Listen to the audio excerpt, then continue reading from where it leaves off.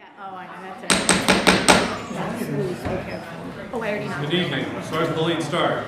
Maureen. A regular meeting of the City Council held in Council Chambers on Thursday, October 10th, 2019 at 7:50 p.m. 7:50 p.m. for the purpose of transacting any and all business. Notice that this meeting was posted on October 8th, 2019 at 10:01 a.m. This meeting is being taped and is live on SATV. Again, please silence your cell phones. All councilors present. Council President Dibble presided. Council Sergeant moved to dispense of the reading of the record of the previous meeting. All those in favor? Opposed? The ayes have it. President Dibble requested that everyone please rise to recite the Pledge of Allegiance, led by Councilor Milo.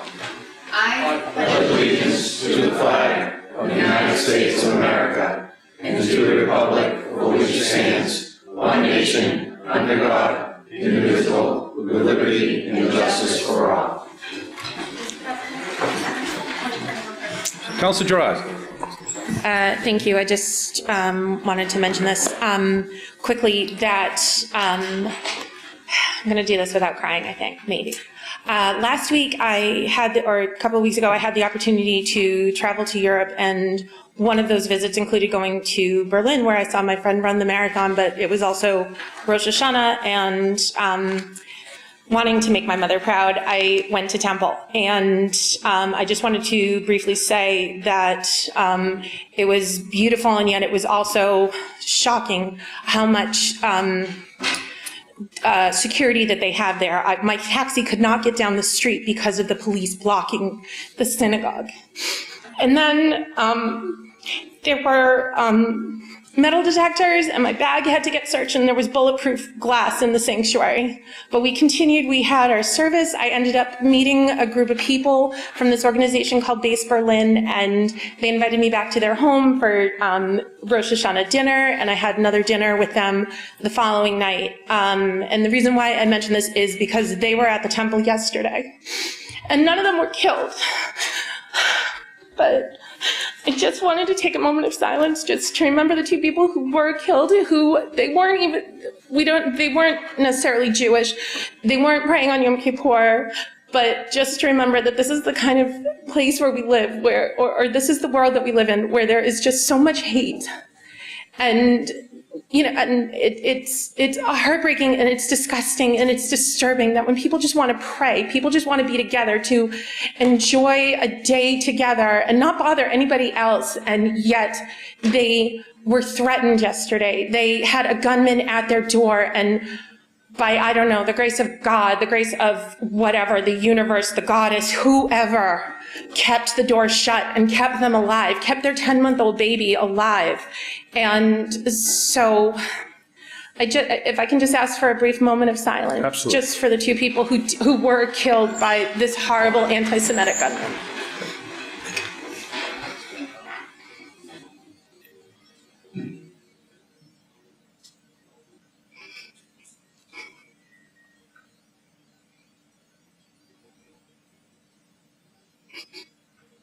Thank you. Thank you.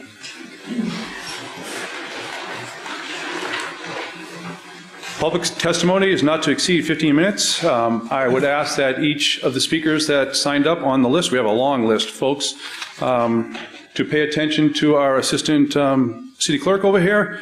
She'll set a timer, and we'll try to move this right along. When you please come up to the podium, please state your name and home address for the record, and watch for a sign over here. She'll give you a warning, and then a buzzer will go off. And we're going to go right down the list in order and see if we can really do this in 15 minutes. Long list. Here we go. We have Rinus Ursula. Rinus, sorry. Well, it's been a long day. What is the time frame I've gotten? Rinus Ursula, 265 Essex Street, Salem Chamber Director. I will be brief because, to me, you're talking about a no-brainer. I want to talk about the accessory dwelling unit. During the last public hearing, you have heard from many people who are members of the Chamber, members of the partnership, and I'll just mention a few to make sure the impact is there. Joe Riley of Salem 5, Nancy Steger from Eastern Bank, Claire Kalelis from the Hawthorne Hotel, Dr. Dave Roberts of North Shore Medical Center, George Carey from Fins and Sea Level, Mickey Northcutt, Erica Feldman, Jeff Schwartz of the Chamber, and many, many more. These people can't come again. I want to make sure that their testimony is heard today as well, and that's why I'm here. If you listen to the comments and the debates that are taking place amongst all of you and the new candidates, it's all about affordable housing. It's all about getting the housing stock up. It's all about making sure that people from Salem can stay in Salem and people who want to come to Salem can come to Salem. The apartments that will be built because the accessory dwelling units are needed, are a positive way to develop our city, are a positive way to stay at Salem. The ordinance should pass, and it should pass 11-0. Thank you. Robert Leone Jr. Rob Leone from Coffee Time Bake Shop, 96 Bridge Street.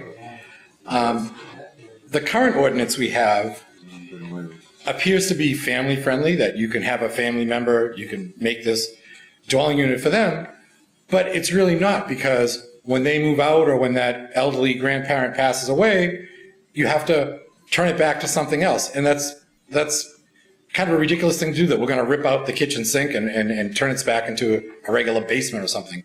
So it's really not that friendly. The new ordinance would be much better. It's a very reasonable ordinance. It's a wise use of resources. It sounds like most of the concerns have been addressed. And I think it actually does the opposite of gentrification. It prevents it. It allows people of modest means to continue living there. We talk about affordable housing, and to think about that, and this is just a small step, but it increases the supply. So prices are set by supply and demand. And by increasing the supply, you're lowering the prices. Thank you. Thank you. Ray Gottward.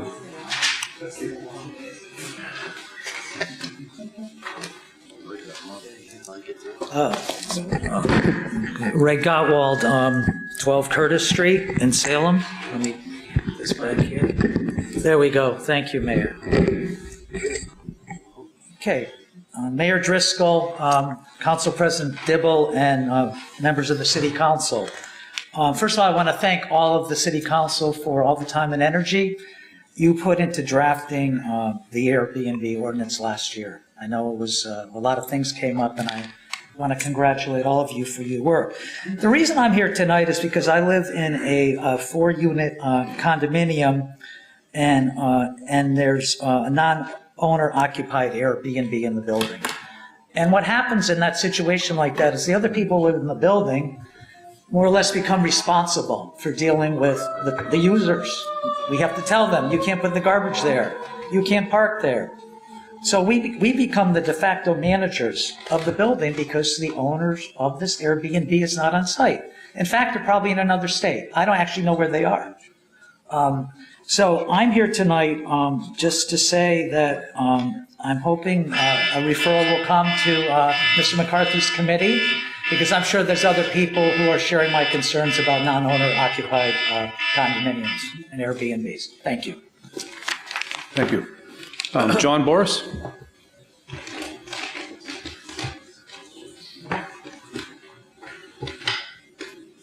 Good evening. I'm John Boris, 5 Bedford Street, Salem, Mass.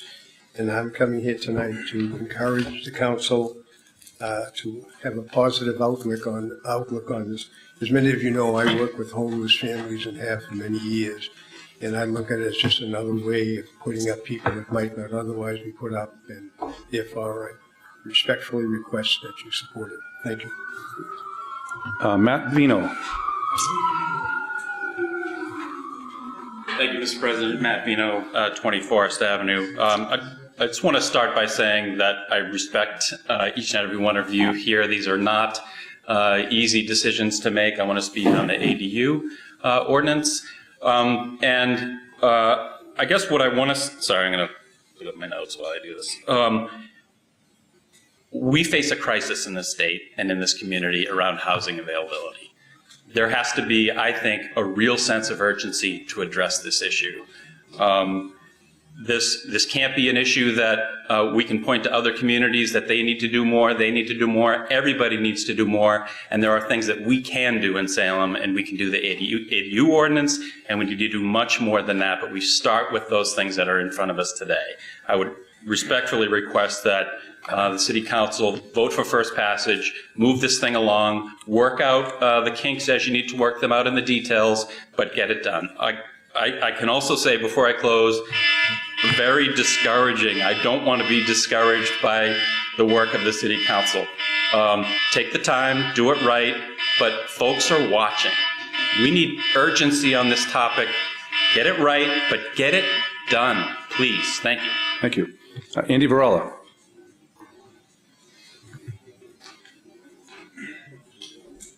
Thank you, Council President. Andy Varela, 23 Cedar Crest Avenue here in Salem. Want to talk about the ADU. With the Maitlands, we've had an adult dwelling unit there since the 80s. It's worked out really well for family members. In the last 15 years, we've had a couple of college students come in and out, and we've seen that this is a positive thing when it comes to engaging with the community and with either college students or the underserved. This is a good creative way of dealing with our housing issue, and I believe this is a reasonable thing that the council should do with first passage. Thank you very much. Thank you. Mark Pattison.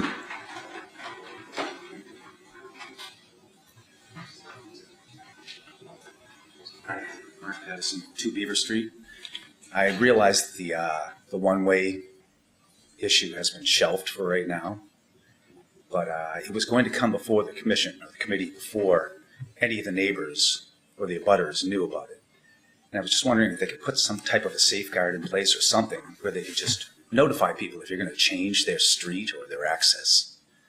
Because I know they do for other streets in other parts of the community, and they actually poll some of the people to get communities involved and get people's opinions. It'd be nice if they did that across the board. Agree. That's all I have to say. Thank Thanks. you. Dennis Tintindo. Tenindo, I apologize. Hi, Dennis Tintindo, 2 Beaver Street. I'm here for the same reason. The traffic change on Beaver Street, which I realize has been shelved for the time being, but it does affect the tenants in my building and about 5 other buildings pretty. Basically what happens is you're driving up the street, my house is on the right, I usually take a right into my driveway. With this change, the sign becomes right at the end of the house, right before my driveway, so I get within 5 feet of my driveway, and I basically have to drive about a half a mile around to get back to my driveway. I do this 4 times a day. This adds up to, 700 miles in a year. That's 15 other cars that do the same thing.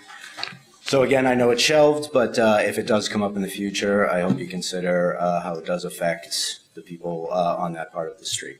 Thank you. Thank you. Judith Riley, please. Not here? Judith? I didn't see her.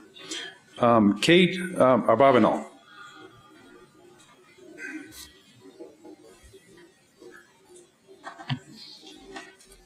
Hi, I'm Kate, 21 Mason Street, number 2. I sent an email to the council, I believe Councilor McCarthy responded, where my ceiling in my apartment literally caved in. And, many people in this town are living in apartments that have really poor conditions, are living, 8 people to a 2-bedroom, because there is really nothing else in their price range in this town. And, a lot of, as far as the accessory dwelling units go, there's been some concern about the changing of character of neighborhoods changing for the negative. But, I think that adults in their 30s living in apartments that, have ceilings caving in, have mold, is actually a detriment to the character of our city. So I just wanted to bring that into consideration, and I support the first passage of this ordinance. Thank you. Thank you. Erica Feldman.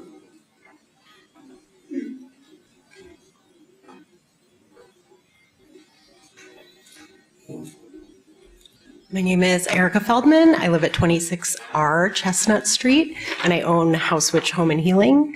The R is for rear because I live in an ADU. I am a taxpayer and a job creator, and I live above a garage. I hire educated young professionals to work in my shop and to represent Salem, and it's getting harder and harder to find candidates who can afford to live here. If we think that 12% affordable housing is something to settle for, we should be ashamed of ourselves. Since starting my business 4 years ago, I now employ 8 people. and my business grows more and more each year.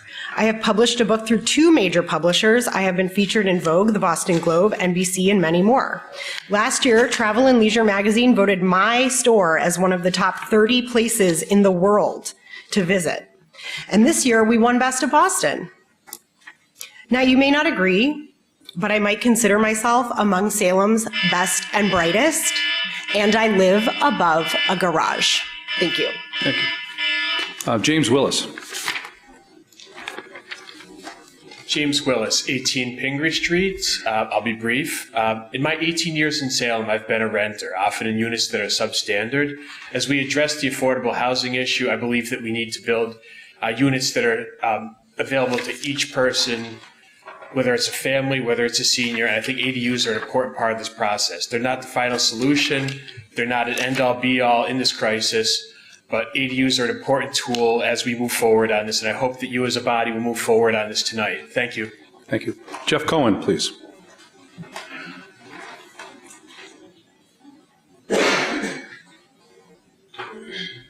Jeff Cohen, 12 Hancock Street. We've had 2 public hearings, or you have, and a meeting with planning. There's plenty of discussion on this. Every single issue has been raised at least once. Ask yourself if you're a why or a why not. I support the proposed changes to the requirements, not just because the current rules are absurdly limited, but the unit has to be dismantled when they use changes. But because the new rules significantly address housing issues we're already facing. This will enable more to stay in their home, create many smaller units that we have a deficiency in, and help increase our diminishing rental stock. As Matt Vino said, urgency demands action in this case. Please take it. Time matters to those in need. Thank you. Thank you. Fawaz Al-Basharak.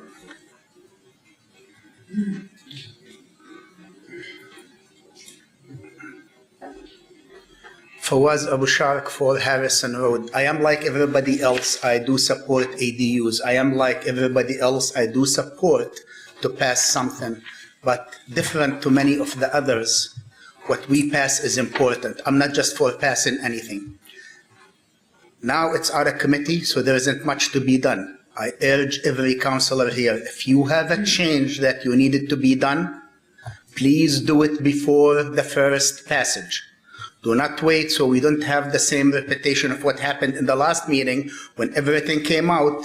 We were told, or they were told, because I'm not one of them, that it cannot be, it has to be re-advertised, that will go behind the time limit, behind all these things, and we create the issues. Yes, we can change after first passage, but it's not that easy of a process. So make sure tonight, no matter how long it takes, you sit, you discuss, and you make sure the changes you want happen, otherwise vote no. We all want ADUs, but we also all want the best thing for the Salem and its residents, not for the investors or the contributors to campaign funds. Thank you. DJ Napolitano?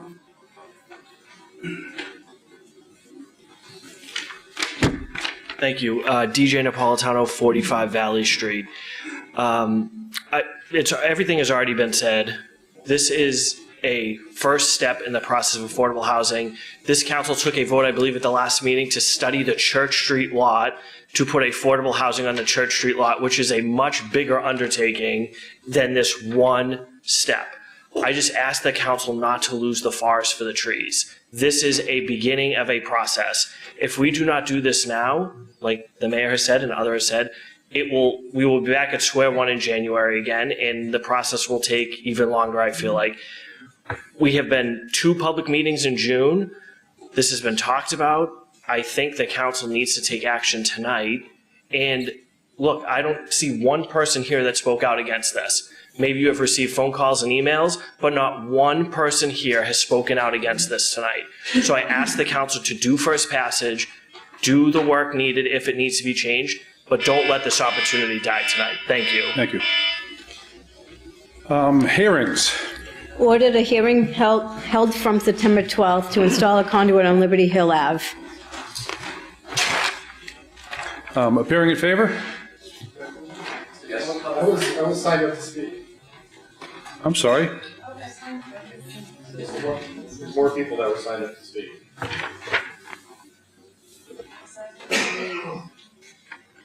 You know, Ben, I apologize, you are on this list. And Flora, somehow I jumped from John Boris to Matthew Vino, and I apologize to both of you. Back to public testimony. Folks, Flora Thonfat and then Ben Winthrop. Did I miss any other names? I don't believe I did. Flora Thank you. Tompat, 30. Flora, I apologize to you. 30 Northeast Street. I have heard complaint that the wording is not specific enough to make it truly affordable. So I want to emphasize that this ADU ordinance is not meant to guarantee affordable units. It wasn't designed to help low-income people only. It's meant to alleviate the overall housing crisis at all levels by making the current ADU less restrictive. It will give all people more housing options at a wider range of costs and throughout the city rather than in just one neighborhood. In addition, by virtue of its limited size, 800 square feet, its cost will be moderate. Support of this ordinance will not only provide the opportunity to increase more affordable units, it will increase more units overall. Because low-income folks are not the only ones that have difficulty finding housing. Thank you. Thank you. And Ben Winthrop. Ben, I'd like to apologize to you. That's all right. Ben Winthrop, 3 Essex Street. I'll keep it pretty brief. I'm obviously here in support of the ADU ordinance. You know, I'm going to be buying a house. My fiance and I will be buying a house over the next year. We are specifically looking at a place that we can put an ADU in because we are both at the age where we have to start worrying about older folks and we want to be able to do something with that space afterwards. So I do have a vested interest. But what I would like to point to your attention, though, is the preamble to the Massachusetts State Constitution, because I think it's worth noting that the purpose of government is defined as a social compact by which the whole people covenants with each citizen and each citizen with the whole people, and all shall be governed by certain laws for the common good. Every day that we delay on taking action on affordable housing, and this is just a piece of a much larger puzzle, but it's a piece that we can place now. And every day that we fail to take action is a day that harms somebody in our community, that prices somebody out, and that makes Salem less affordable. We cannot wait for the rest of the state. We need to move action now, and I strongly urge you all to vote in favor of this, and I thank you all for your service and your time. Thank you. My entire time as president, when I'm calling the roll for public input, I put check marks down the whole line, and tonight I didn't do that. I'm going to go back to putting check marks. Okay, back to hearings, please. We have a hearing that was held from September 12th from AT&T to install a conduit on Liberty Hill Ave. Appearing in favor? Name and address for the record. Yes, Edward Parry, P-A-R-E, 1 Financial Center, Boston, Massachusetts. I'm an attorney of Brown Rudnick, representing AT&T. Mayor Driscoll, City Council President, councilors. I'm here on behalf of AT&T. Back in October, we appeared before the council to propose a small cell installation at a location near 27 Liberty Hill Avenue.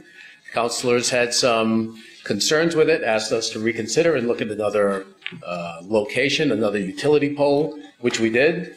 We've since moved to the utility pole, which abuts the cemetery. It's away from the residential properties. It's the same type of design. It's a 2-foot antenna on the top of an existing utility pole. Because there are primary power wires at the top, there'll be a small extension put on the pole, same size equipment cabinet, about 3 feet long, 18 inches wide, 12 inches deep. We've provided plans showing the location. We hope this is satisfactory to the councilors. We worked in good faith to address the concerns of the public and each of the councilors. I know the time is limited tonight and valuable to the council. I'd be happy to answer any questions and any specifics of our application. Councilor Dominguez. Stand up. Thank you, Mr. President. Through you, can you specify how many feet is the new location from any residence approximately? Give me 1 second. I do have it on the plans. It's 88 feet from the closest residence. And before that? And you will see it on the plans. Yeah, before when we'd recommend you, how many feet was before? I believe it was about 20. I can look as what I'm fishing through here. I believe it's about 20 feet. we basically moved across the street over to the cemetery site. Thank you. If I may, I believe the plan that I have shows the exact same pole as the one that was previously denied. Councilor Gerard. Thank you, Mr. President. This isn't the same pole. We discussed this the last meeting that I was at. The last pole was in front of my constituent's house. This pole is right in front of Green Lawn Cemetery. It is on the other side of the intersection with Appleton and Liberty Hill. This is completely, as he said, it's 88 feet now. I have 88 feet from the closest, It was yes. before, as you said, it was 20 feet. This is a totally different pole. If I may, just to correct the record, it's 28 feet from the plans we previously submitted. That was the pole at 27. Mr. President, I can bring you up the plans that are part of the packet if you want to take a look. This is the pole. There are some bollards that protect the pole. It's right in front of the cemetery. I think there's some kind of transformer box right next to it. But these were the plans that were submitted. Okay, thank you. Any further questions? Councilor Flynn. Thank you, Mr. President. I actually took a ride by the area too. I was checking out those poles. Is there any way that you could move further down, going towards Colonel Country Club, Sergeant Street, the rear side of the cemetery? For more of a cushion from the nearest houses? Yeah, I mean, we're trying to get into areas where we need relief, and so we're limited as to how far we can move. Yeah. The poles that go further down the street have transformers on them. Mm-hmm. So we did look, when we talked to the planning department, which recommended that we do move to the cemetery side.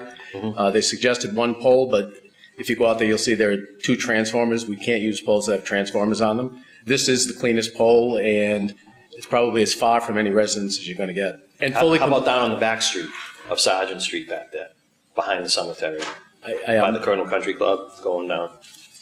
There's no houses on either side, obviously, of that street. If it's significantly further away, we're not going to get the coverage that we need in the area. They have a pretty small footprint. They're very small antennas. It's not like it's a macro site that we put on rooftops or on towers. We're talking maybe 1,000-foot radius for coverage. Yeah. Okay. Thank you. I'd like to thank you for listening to us at our last meeting. For 3.5 years now, I've been voting against these as when they are placed near a house, outside a child's bedroom or any. This simply was too close. We heard testimony from not the first house, but the abutter to the house, and he thought that it was too close to his children's bedroom window. He came with one of his children. So I thank you. If it's going in an open area, so be it. Councilor Gerard. Thank you, Mr. President. I'm not sure why there's so much, literally a suitcase on top of a telephone pole has generated so much interest from other councilors, but this location is literally in that intersection, in that area. This is the furthest that you can be away from any of the houses. If it goes up further up the street towards Bates, then you're directly across the street from houses. If it goes further down the street towards Appleton, again, you're directly from the houses. In order to get what they need to do, which again, the reason why they needed this was to improve the coverage. And again, when this originally came forward, we have people at Bates. I talked to a number of the parents who have their kids are at Bates, and there are times where they're talking to the nurse and the call drops out. And there are people, and if they have an emergency with teachers, and we talk about, and just as I mentioned about my friends being in a temple that was attacked, if the school was attacked, if they needed to get cell phone access and they needed an enhanced access to reach their parents, to reach emergency services, this is why this enhancement is needed. Please just pass this. Any further discussion? There being none. Anybody else speaking in favor? Anybody like to speak opposed?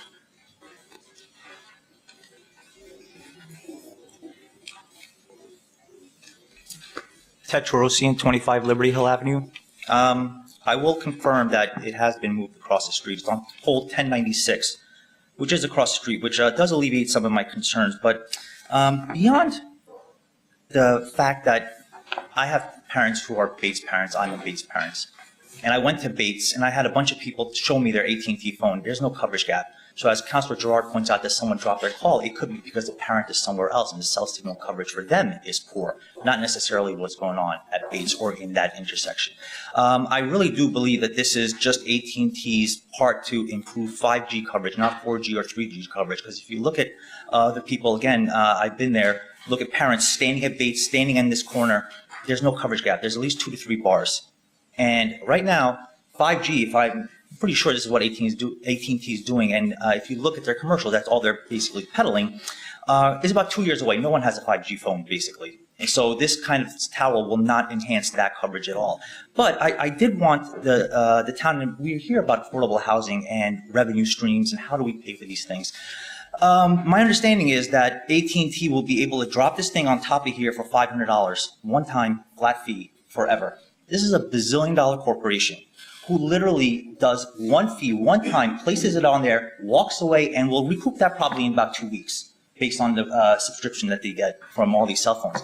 Yet, I have to pay property tax every year on the same property over and over again, and it consistently increases. So I just, beyond the fact that it seems like we care very much about dead people much more in this town than living people, and the cemetery is so important, yet there's poles down the way on Sargent Street that don't have transformers. That's just not true. There's poles down that way near the Kernwood Country Club that don't have, and that's actually closer to Bates. So if there was a coverage issue with Bates, we should be moving towards Bates. But again, I'm not sure why we're a quarter mile down from Bates if there's a Bates issue. That being said, I've seen polls in Boston where the town or whoever it is, Boston in front of MGH has made them create a light pole with this thing embedded in it, aesthetically at least pleasing, if anything, instead of this ugly contraption sitting across from the street from me, doing what it's doing and not serving the best interests of the town. I can understand if there's no signal in for AT&T, but again, I've taken, surveys with parents in this location not calling into Bates, and there's no coverage issue at all. The other thing I want to mention is O'Neill Square, which is where this is occurring, is about to go through a redo. They're about to relook at that intersection, and where will this pole be after that redo? Is it going to move? Are there going to be other issues? Is it like, oh, we'll plant it here, and oh, by the way, we just did the intersection, pulled that corner up, and now it's even closer. That's another thing that I'm very, and the rental, again, I just don't understand why AT&T gets such a pass, $500, walks away and makes bazillions off of these things, and I have to pay property tax every year, and it keeps going up, and I have to do it on the same property over and over again.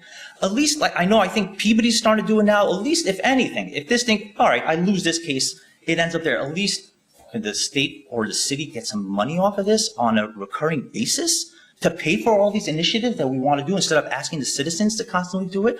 I just think there's no unified city plan about these things. Is there a plan about someone sitting there and going, you know what, let's look at the whole city as a whole. Where can we put these things? How can we charge them? Maybe instead of putting it on an ugly telephone pole, we could tell them to put up some nice new LED lighting with this thing on top of it and charge them a fee. It just seems very haphazard, very thrown together. AT&T wants coverage. We're just supposed to believe them and let them go, and just, yeah, let's do it. It's very nice that it's across the street. Thank you to the councilors for helping to make that happen. It was about 20 feet away from my house. Now it's about 80 feet to 100 feet away. Yeah, much better. So again, pragmatically speaking, if I do end up losing this argument today, I'll still be, very thankful for the councilors for what they did in terms of moving it. But I got to be honest, we're all sitting here looking for ways to get affordable housing, among other things. And here's this billion-dollar corporation walks in here, $500 fee, and they're good to go. Done. No rubber stamp, done, quick. So we're arguing the ADU for all this time, yet they get to come in and literally in one fell swoop, put in a tower, walk away, $500, one-time fee, done. And never again does Salem get to see a cent off of that thing while they reap all the benefits. And here's the thing, AT&T is not a good, let's say, labor union company. Their labor practices have always come under scrutiny. So I know we're always looking at National Grid and how they treat their workers. This is another company here that is just not, very, let's say, they don't have good stewardship when it comes to their employees. And I think it's a travesty if we just give them that. If anything, we should get them to pay for more than $500 to put this thing in. And again, I think there are other poles in this area, and specifically on the other side of Green Lawn, which is closer to Bates, that, again, there's no very close residences. They could go there. Again, I don't know why it's such a rush to put this thing in. Again, it's for coverage that's coming in 2 to 3 years. It's not for now. It's for 5G coverage, and they're just rushing it. And I think if the town gets together, the city, plans this out, I think this could be actually a good windfall for the city in terms of revenue going forward, because these things are only going to pop up in more and more places. And here's AT&T now. It's going to be Sprint next week, and Verizon the week after. How do we handle this? So again, affordable housing creeped up on us and hit us, and now we're scrambling. This is kind of visible. It's far away. We can plan this and have it be a more unified approach that benefits all the citizens here, so that we don't have to do things like put a carnival in the middle of town and, make everybody's life miserable in Halloween, and have all the local businesses have to suffer during Halloween because we're trying to generate revenue from every Tom, Dick, and Harry that shows up and wants to do something in this town, and just making the citizens' lives miserable. Here's a company. There they are from Boston, one financial center. They got all the money in the world. We have all these prices this year. Let's make them pay. Thank you. Thank you. Would anybody else like to speak opposed? There being none. Councilors? Councilor Gerard. Thank you. I move that the hearing be closed.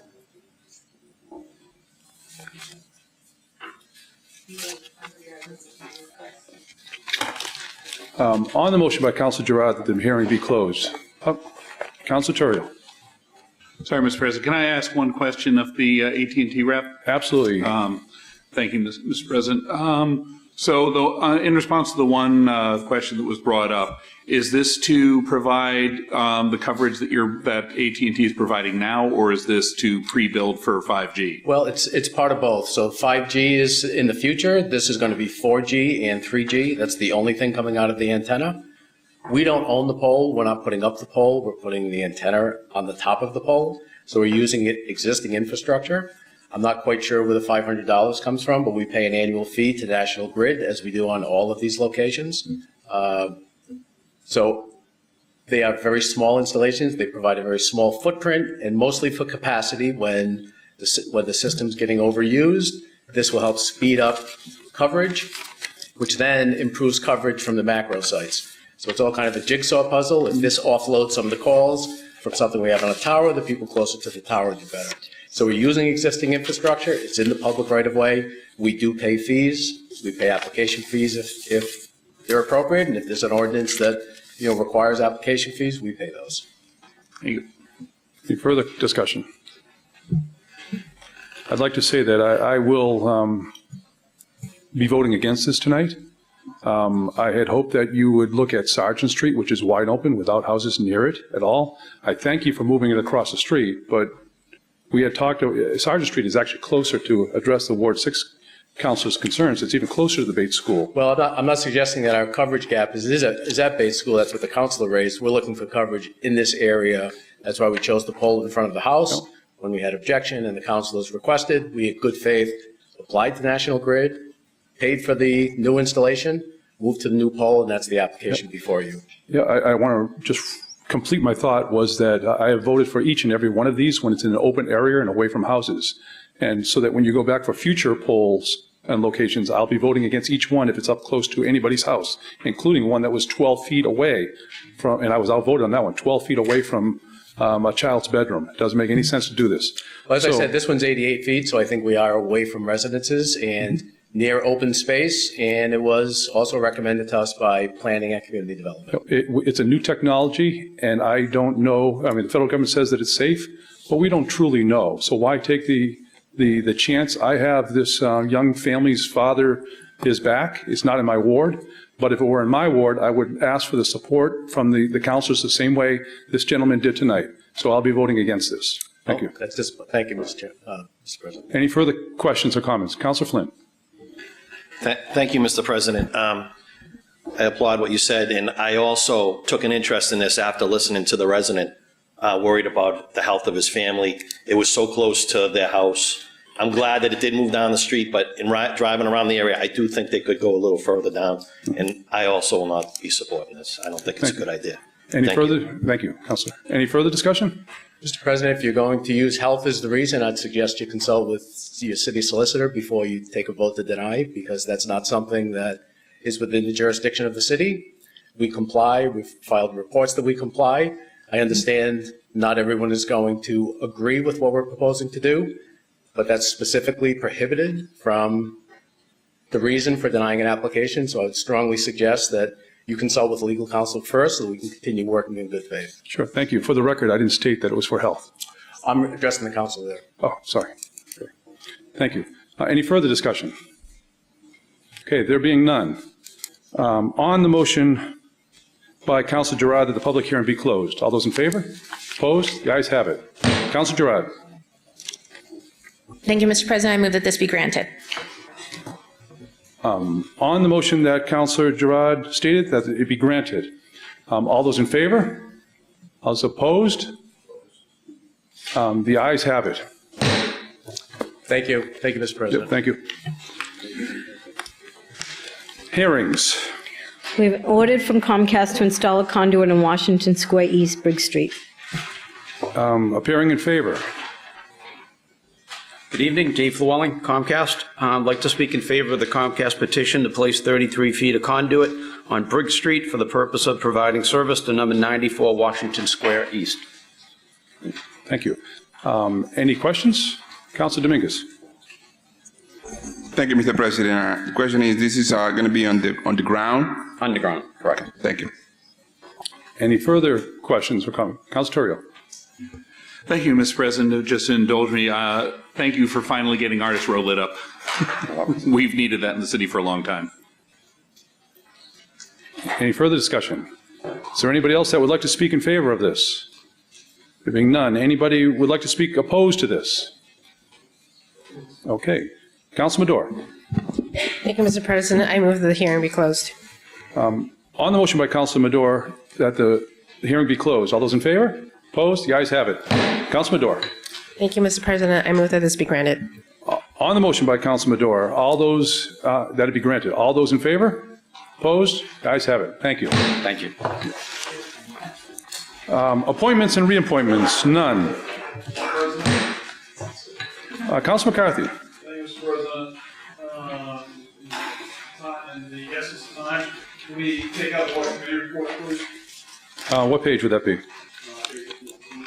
14. Thank you, Councilor. Committee reports. Seeing no objection, committee reports. Salem City Council, October 10, 2019, the committee wants less than the president co-posted between the holes and who's referred to matter. In ordinance preventing traffic, Beaver Street, section 42, section 10, one-way streets, as well as section 51, parking prohibited as considered a matter and recommend that the recommendation actually is from Councilor Flynn. He's going to withdraw his recommendation, his original recommendation, which went for first passage. This was referred to my committee between first and second passage. So the recommendation from Councilor Flynn submitted a letter to the committee based on that he's withdrawing. So the recommendation would be to accept his letter and that the matter would be withdrawn. On the acceptance of the report, all those in favor? Opposed? The ayes have it. On the adoption of the recommendation, under discussion? No discussion. Any further discussion? Councilor Flynn. Thank you, Mr. President. What happened was there was a walkthrough in the neighborhood. The police lieutenant was there and the traffic commission was there. And they recommended changing the one-way on Beaver Street behind the AOH. It seemed like a good idea. Like I said, it wasn't my recommendation, so I did follow through with it. After listening to some of the residents on both sides of the street, it seems like there'd be more negatives than positives making that change. When I was talking to Lieutenant Tucker, he said maybe another way that we could do things is at the pole right at the intersection, maybe make a sign with the direction saying Boston Street so people don't get confused and think they can go up the one way. Right. But we certainly don't want to make things tougher for the residents on both sides, and I did withdraw that. And that was talked over with the police lieutenant, and he agreed that's a fine idea. Sounds like a good compromise. Yeah. Councilor Gerard. Thank you, Mr. President. I'm grateful to the Ward 4 counselor for withdrawing this. This never should have come forward in the first place, since there was no community discussion about this. In my conversations with, particularly with the AOH and with neighbors on my side of Ward 6, or on my side of the Ward 6 side of Beaver Street, we would like to have a community meeting to at least discuss this, because I think that this is important. If we as the council are proposing, or some of us are proposing, the Traffic and Parking Commission take more control, more responsibility of making traffic decisions in the city, I think that this would be a great test case, a great way to encourage them to reach out to the community, to discuss with them the proposals. And I think that it's important that, because I know that what I heard from my constituents and from the AOH, that they were upset, that they were like, where was this coming from? Why was this? Who was complaining? And in explaining, you know, it wasn't about that. I think the Traffic and Parking Commission and Traffic and Parking Command, or Traffic Commander, they're concerned about the development in the area, that it would be a good opportunity for a community discussion. So hopefully the Ward 4 counselor will agree to that, and not that we need a motion of any sort, just mentioning it, that we could have a discussion at the AOH and just discuss what is happening with traffic and parking in that area with the new developments and how that will impact the traffic flow in the area. And I think that it would be a great opportunity to have city staff come and to build relationships with people, because that's where this thing failed, was where this was just being pushed through without developing the relationships, without the messaging getting out correctly. And I think that there's an opportunity to have the redo and to be able to do this. And if it ever, hopefully it doesn't come forward again. I mean, I'm done in, today's the 10th, I'm done in 81 days, but you know. Are you counting? Maybe. I'm an analyst, I gotta count things. So, but in future councils, if this ever comes up again, that the residents have a voice, that the residents have an opportunity to have a conversation with their city, with their elected leaders, to discuss this before it even gets to this floor. So, so thank you again to the Ward 4 counselor, and I look forward to hopefully scheduling a community meeting at some time in like the next month or so before holidays, so that we can start this conversation. Thank you. Great. I like the spirit of cooperation between two ward councilors. So if neither one of you proposed this, it must have come from the Traffic and Parking Board. Without your comment, that's an interesting process, though. On the recommendation for withdrawal, I guess, all those in favor? Opposed? Ayes have it. Further committee reports. Councilor McCarthy. Thank you, Mr. President. I'm going to just do one out of order because it's just going to remain. City Council, October 10, 2019, the committee on Roads, Lights, Legal Affairs, and Co-Host Committee hold the move for a matter of amending an ordinance relative to Chapter 15, Section 4A, short-term rentals ineligible rental units as considered in the recommended matter committee. On the acceptance of the report, all those in favor? Opposed? The ayes have it. On the adoption of the recommendation, under discussion? Any further discussion? There being none. On the recommendation by Councilor McCarthy, all those in favor? Opposed? The ayes have it. Further committee reports. Councilor McCarthy. Thank you, Mr. President. City of Salem City Council, October 10, 2019. The Committee on Roads, Lights, Legal Affairs, Co-Posted Committee of the Whole, to whom was read the matter of a zoning ordinance amendment relative to accessory living uses, Section 3.0, use regulations, by deleting and replacing Section 3.2.8 accessory living areas as considered said matter, and would recommend that the matter be referred out as amended with no recommendation. On the acceptance report, all those in favor? Opposed? The ayes have it. On the adoption of the recommendation, under discussion? Thank you, Mr. President. We met before tonight's meeting, and I want to thank everyone for indulging us as we ran over, as I didn't want to take that long. But for the record, when this was brought to my attention as chair of the committee, and I want to give the city clerk's office a lot of credit, as well as the planning department, and we realized we were backed up against A, the timeline, and B, the fact that during November we do not, we only meet once, and it's towards the end of the month traditionally because of the election.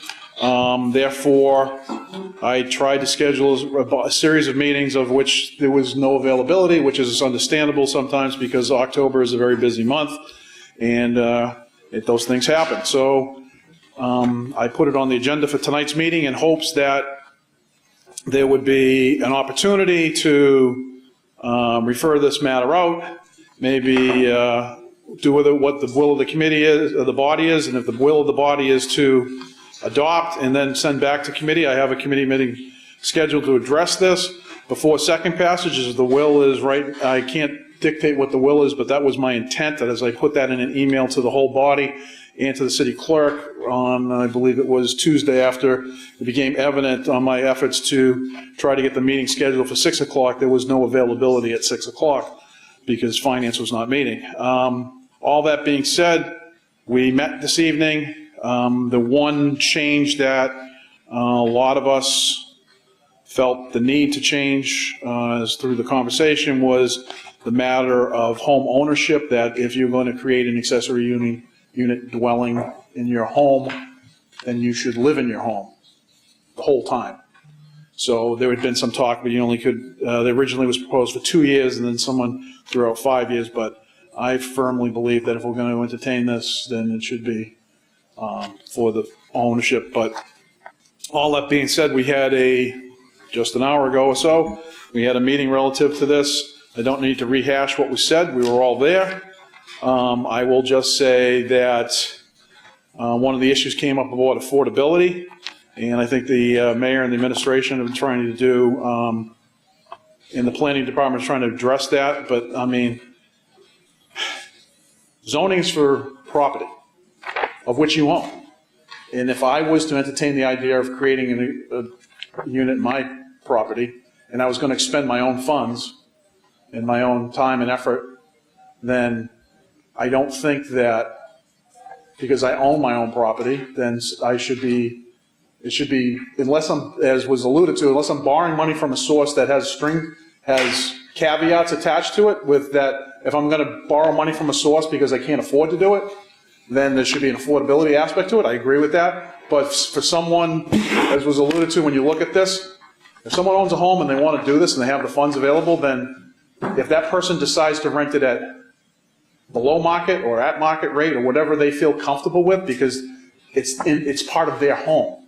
I don't think that a zoning ordinance can address that or dictate to somebody what they can do in their own home. They're asking for an exemption. We're giving them an exemption, but they should be able to, what the market bears out or what they feel comfortable. If they feel comfortable renting it at a lower rate, good for them. If they feel comfortable because they want to, their grandchild's going to college and they want to buy him all his books, which cost a lot of money, and then he wants to charge a little extra to pay for the books, that's up to them. I'm not going to dictate what they do if they can afford to put it in their own home. But I think when we look at the affordability aspect of it, the different pools and abilities for people who can't afford to do this but want to do it because they want to stay in their homes, but if they want to borrow into that pool, then there should be an affordability aspect, and I think that addresses some of the issues that were raised by Councilor Dominguez, that there are avenues, and also if someone wants to try to get the tax credit. But when you look at it as a sheer zoning amendment, I mean, all the questions that were asked relative to all those other questions of condomization and all that were addressed in the original ordinance. And as everyone stated, they mirror each other in a lot of ways, except for the fact that once if that caregiver or whoever's in there moves along, passes along, whatever the issue is, there's an opportunity to then take that space and utilize it for someone who's not family related. So I don't know what the will is, we'll see what happens, but I think it's one tool in the toolbox. It's not going to be the solution that's going to solve any crisis, but it's one tool that, you know, if someone does have a larger home, because when I talk about this, you look at the population has increased some in Salem, but when you look at it, the population has increased some, but what's happened is the family units have now gotten smaller. Gone are the days when, I don't want to pick on the Ryans because, you know, Councilor Ryan's not here, but the Ryan family had 14 kids living in one house. I mean, when I grew up, there was myself and my 3 brothers, there was 6, and my mother and father, 6 of us in a 3-bedroom ranch. My mother lives in that house by herself now. Her family unit has gotten smaller when we left.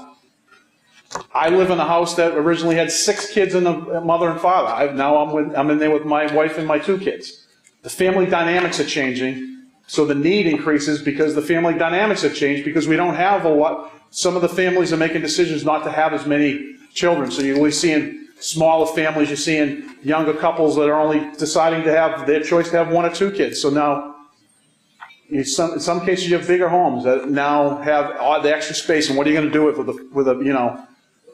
a person who wants to try to keep that space? So I'll yield the floor, but the recommendation, there is no recommendation coming out of committee. I don't know what the will is moving forward, but I think in essence, the ADUs are a good thing.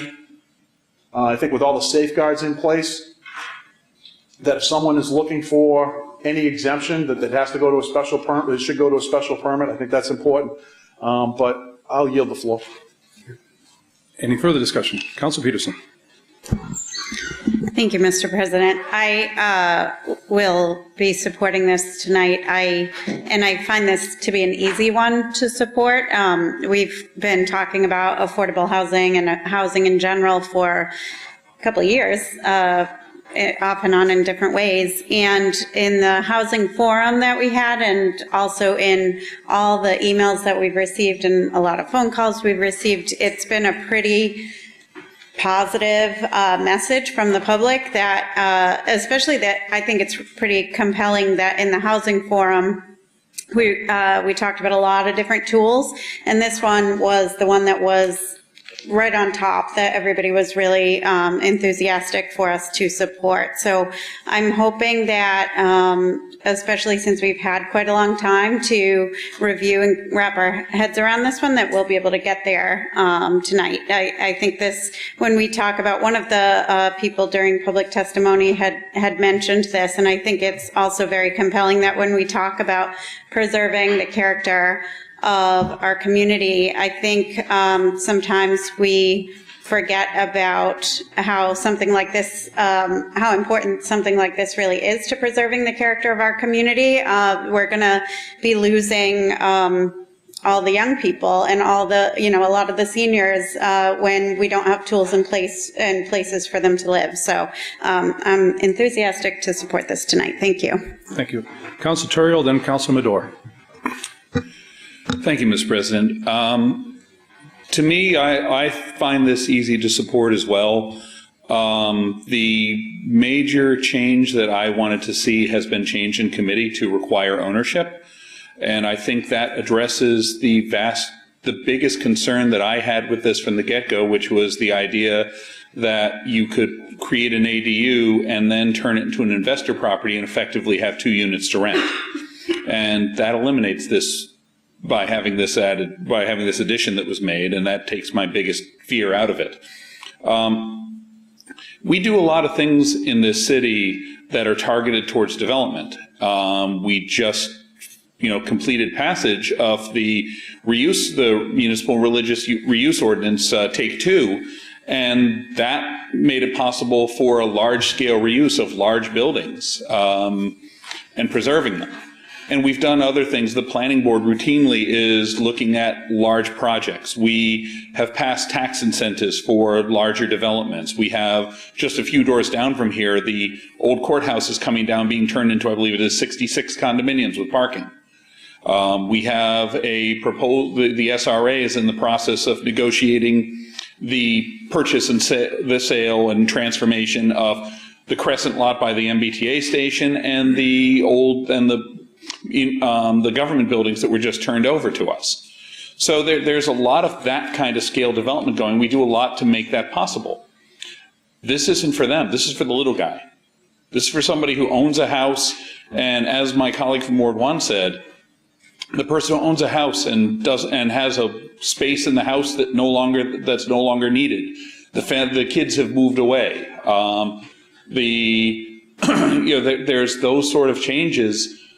And this enables them to be developers on a small scale and reuse their house effectively. And in some of these cases, even be able to stay in their house, which is something that they might not otherwise be able to do without the income that they get from having an ADU and having that rental.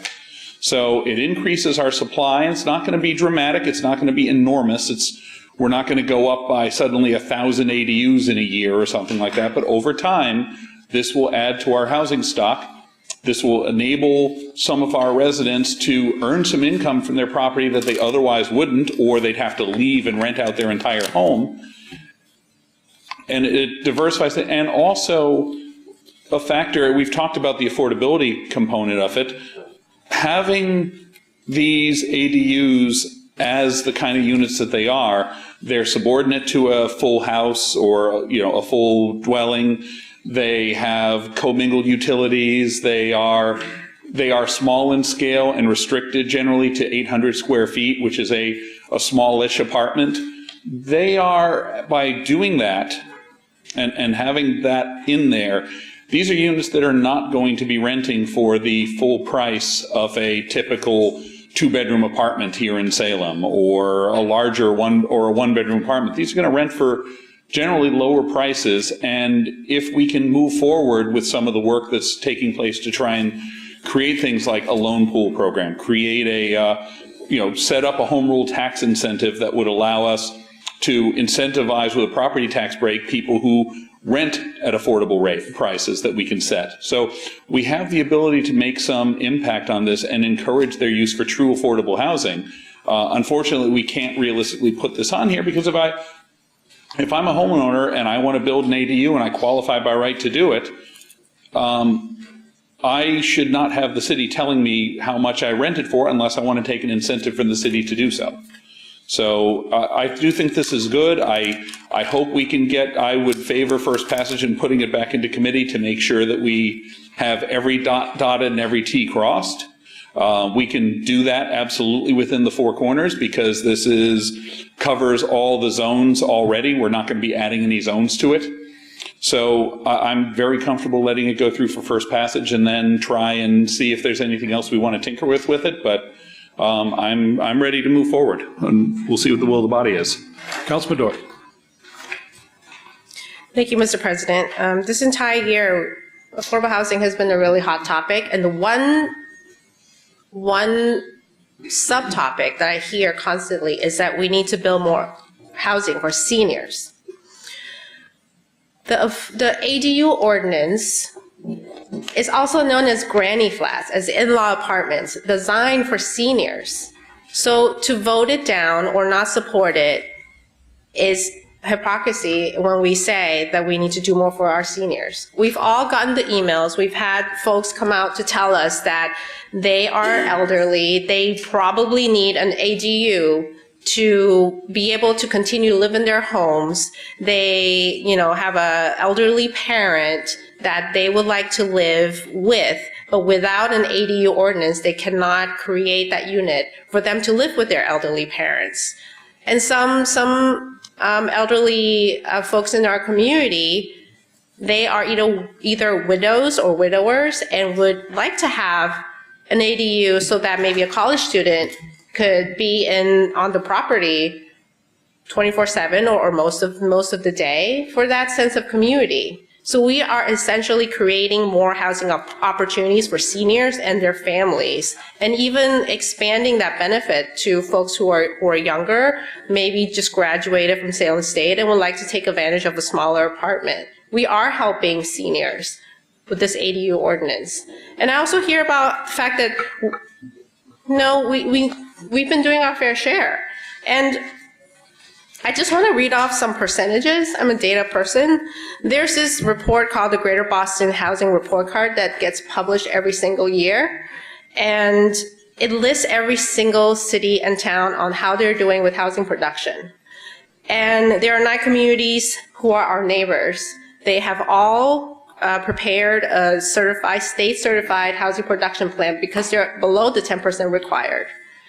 And these percentages that I'm going to read off is going to show how much of that goal they've accomplished in housing production.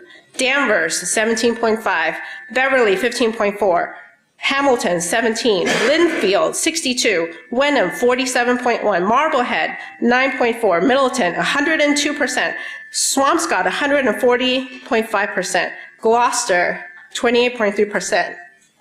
Those are the percentages to meet their 100% housing production goal. market rate affordable, all of those. Where is Salem at? 3.6%. If you look at the list, we're at the very bottom of the list.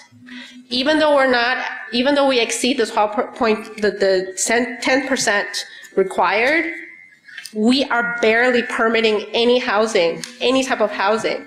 And so the numbers tell the facts, but we're not doing enough, and we can do a lot more. And we've heard from some of our biggest employers in the city that they all support this. And our economy depends on it. Our seniors, our young folks, people who like the opportunity, the great community that we offer, the opportunity to live here, we need to have all sorts of options, and this is one of them. And I'm ready to pass this now because, as we've heard from all hearings and community meetings, that this is urgent. And I really like what Mr. Winthrop said, that if we delay it another day, that's one or two more people that we hurt. So we need to do this now, and I'm ready to vote for first passage. Thank you. Councilor Milo. Thank you, Mr. President. I actually agree with the Ward 2 councilor. We do have to do more for seniors, and we did have to do more for seniors, which is why I worked with the Council on Aging Board to bring in the initial ADU that's on the books here. And if you read the purpose of that ordinance, it's exactly that. It's to help seniors age in place, to stay in their homes, to keep families together, all of the things that we just mentioned by the Ward 2 councilor. Can people hear me? Yes. Okay, all right. I also agree with the Ward 1 councilor that we can't, excuse me, we can't control rents here in Salem. Not only can we not control rents, but as we look at the ordinance changes that are before us, there's really no guarantee that any affordable housing will be created as a result of this. The ordinance that's on the books guarantees that seniors will be protected. The ordinance before us does not guarantee any affordable housing. Yes, there's talk about tax credits, there's talk about loans. That's all talk about in the future. I'm looking at what's here right now. The way this is written, the current ordinance, the way it's written, simply for me, it's taking R1s and making them R2s. So I can't support this. Thank you. Councilor Gerard. Thank you, Mr. President. The way that the current ordinance is written, we have only had 10 applicants for this. So in a city of 42,000 people, I would say that that's not working for the majority of people, and we're not getting enough action. I think that if there were more people that were able to utilize the ordinance the way that it's currently written, then I don't know that we'd really need the ADU, because it would be already working, because we already would have something like that. But it's actually, it's not working. It's not doing enough. Exactly what the Ward 2 councilor said. We need more housing. We have a need. We have to do something for the people who are here, for our seniors. I think about my constituents that I've talked to that have said that they can't stay in their homes. They can't afford to stay in their homes, but yet they have nowhere to go and they want to stay where they live. They've lived their whole lives. And part of the affordability, and when they say that they can't afford it, part of it is money and part of it is their health, that they can't keep walking up and down the stairs. You know, I think about my own parents. I mean, they're in Marblehead right now, and I keep waiting for these apartments to get built so that hopefully something comes up that's more affordable, that they can live on their fixed incomes, that they can come and they can move here. But I'm finding more and more that exactly what Ben Winthrop said, that we're going to have to start thinking about how do we build an ADU in our house so that my parents can have a place to live, and, you know, maybe I'll have a little bigger garage and my husband and I will go live in the garage. But it just, or whatever, right? Just in order to have my parents and other people's parents and the family stay together. When we have this out of control rental market, it's driving people apart. It truly is driving people apart. I have had families that have had to leave. I've had to work with families on getting vouchers, but they couldn't get vouchers in Salem. They had to go to another city, another town to get the vouchers because it wasn't going to work here because they couldn't meet the rents here. And so this, again, everything that people have said tonight, that this is another tool in the toolbox, that this is giving us an option of what to do. I think that where people have some questions, some concerns about, what was it about the how long if people should live in the principal dwelling, that's fine. I think that if people have any further questions, then they absolutely should do their homework. And I don't mean just say you do your homework and then just show up at meetings and not have talked to anybody. You know, in the 6 years that I've been on this council, it's always been the same thing, that if something comes up in the agenda, someone emails someone from the city says, hey, we're going to bring this forward to the council. Do you have a question? Oftentimes, I call that person, I have a conversation with them. I ask them questions before I get to the meeting, so I'm prepared for the meeting. I have no idea what has happened to this council. People show up to meetings and not even talking to the planning department, not talking to the mayor, not talking to any of our departments about what is being proposed. And I don't understand, because really just showing up to a meeting and just trying to pretend like you're doing homework and you're talking to people when you're not talking to people, you're failing the city. You're not doing your job, you know, and the frustration about this, and maybe this is part of why I'm counting 81 days, is because this isn't just a 9-to-5 job. This is a job that, you know, I was getting emails while I was in Europe. I was, you know, this isn't one time. It's not just we're just here and this is the only time that we work on this. This job is constant. When I volunteer in the information booth, I'm getting questions about the city. When I walk down the street, it drives my husband bonkers that we can't just walk down the street to dinner, because people stop me and they ask me questions about things that are going on in the ward or things that are coming before us, because this isn't just like a part-time job. This is Counselor, a full-time job. Can I ask you to get back to the issue at hand? This is about the issue at hand. It's the importance of people doing their homework, actually talking to the people who are working on this and getting it done, The issue and at hand, passing it. Council, the issue at hand is the accessory living uses. Right. Let's keep our comments to there and move this matter forward. Because Right. Oh, yeah, I totally am. I'm not sure how you're not hearing that. But, I mean, I am completely keeping to that. But that's what's important, that to get something like this that's very important done, you have to do your homework, and you have to talk to people, and you have to make sure that you're thinking about the best outcomes for the city. And again, the ADU ordinance, it's one of the best outcomes for the city. So please pass it, send it to committee, pass it for first passage, send it to committee, and then work it out, because we do have a meeting, I think, on the books for October 23rd, and then that we can work that. Is that when, and then the next, so today's the 10th, yeah, so then the next meeting will be the 24th, so we can come out with some recommendations on the 24th, and then just be done with it, so that we don't have to have an extra meeting, which, by the way, I can't make. Thank you. Okay, Council Fury, then Council Milo. I'm all set, Mr. President. You're all set, thank you. Mr. President, fellow members, it's high noon for first passage to allow this to take place. Sincerely, the time is placed. In 1985, as a young person, I had an ADU with a teenage boy. Now, I'm a senior citizen. I'd like an ADU as a senior citizen. As much as Councilor Milo may disagree that this is not the ideal solution, as a young person in 1985, I had an ADU, and I would like an ADU now. It's all for all generations, with children, no children, senior citizens. We should be, for the citizens of Salem, it's high noon before the election, to go for first passage. We should show our voters tonight where we really stand, where our roots are. First passage tonight. Thank you. Thank you. Any further discussion?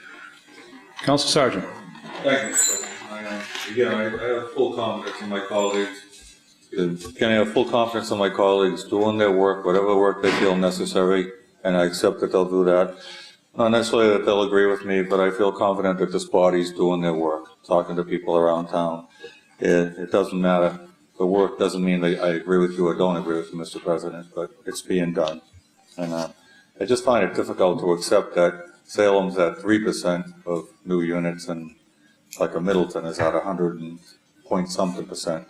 If you look around Salem and see the amount of building going on, there's something like 1,500 units either being finished or permitted from up by Salem Swade to Boston and Bridge Street to the old courthouse next door. I mean, the amount of units that have been built in Salem are permitted, you know, a Ferris junkyard, those kind of things. We have a lot of building going on in Salem. So I feel like we're doing our part. I feel like more of it should be affordable for the deals that people are getting to build it. And I push for that. Again, I feel like more of our CPA money should be being used for affordable housing.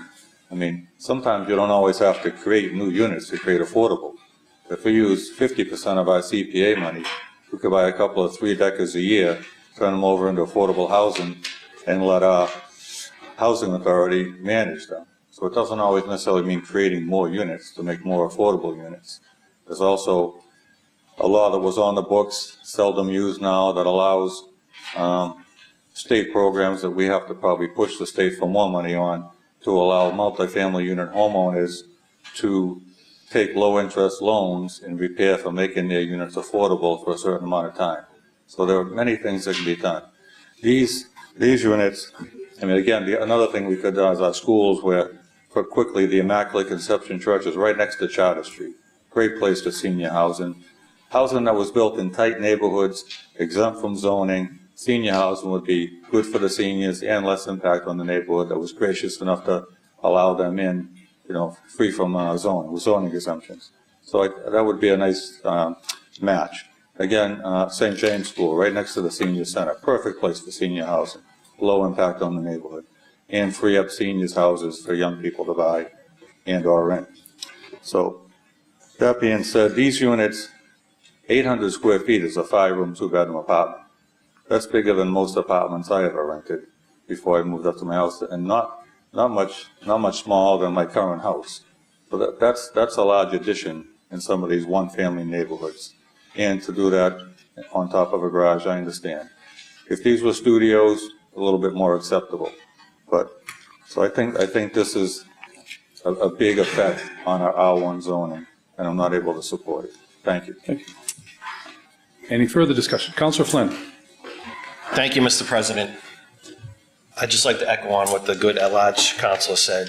I am glad that we have a current ordinance on the books now to protect these ADUs for family members or caregivers. So that is a good thing, knowing that I could help my parents in the future to do something at my house. But I have done my homework in talking to people. And a lot of people, when they buy their houses, they go by their zoning. And a lot of people that live in R1 neighborhoods, they chose to live there because that's where they wanted to live and that's the zone they wanted to live in. And like the good at-large councilor said, it's almost like we are getting rid of the R1 neighborhoods, in my opinion. And this is what I've heard from people while doing my homework. So I do have a couple issues with this, and that's through talking to the residents and having people reach out to me. Thank you.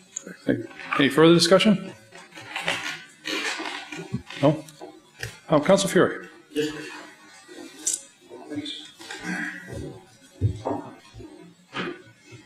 Councilor Dibble, please. Thank you, Mr. President. This is at the 11th hour again. I know there's a housing crisis. We need to take action on it, and we have been taking action on it. We're building many, many units throughout the whole city. Most of them are being considered luxury condos and luxury apartments. And we really haven't built any low income, any senior housing, any even affordable housing. We're just not building it. We call it affordable housing, but at $90,000 income level, and to me, that's not affordable.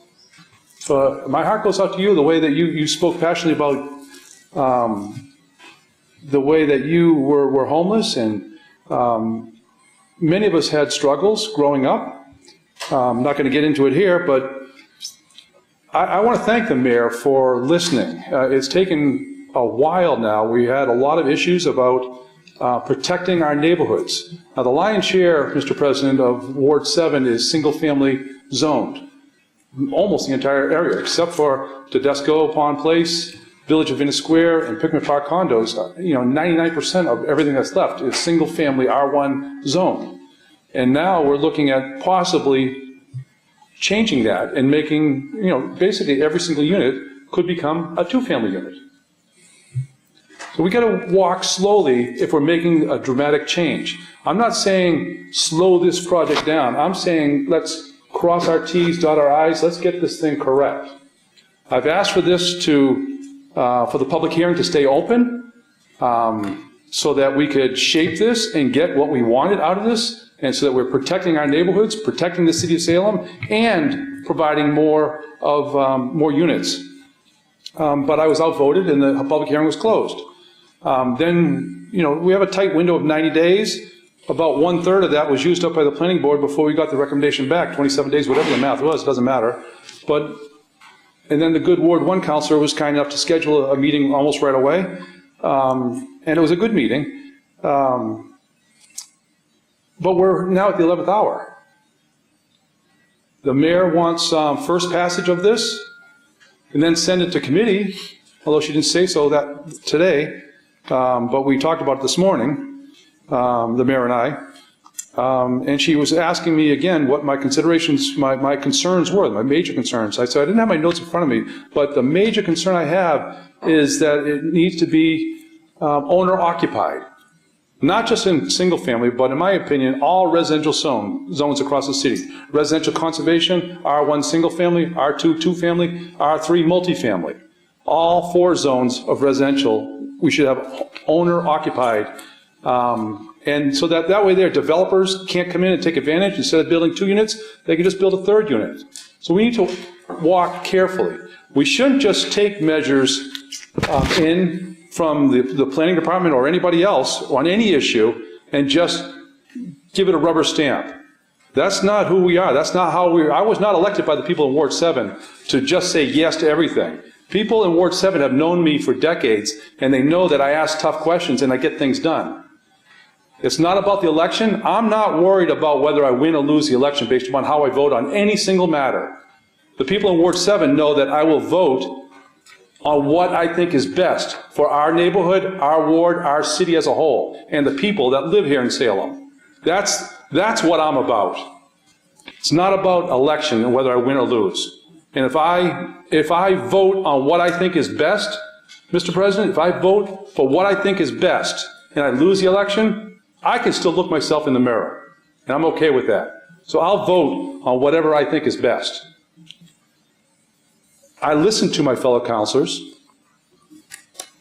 and I try to digest it all and to come up with what is best.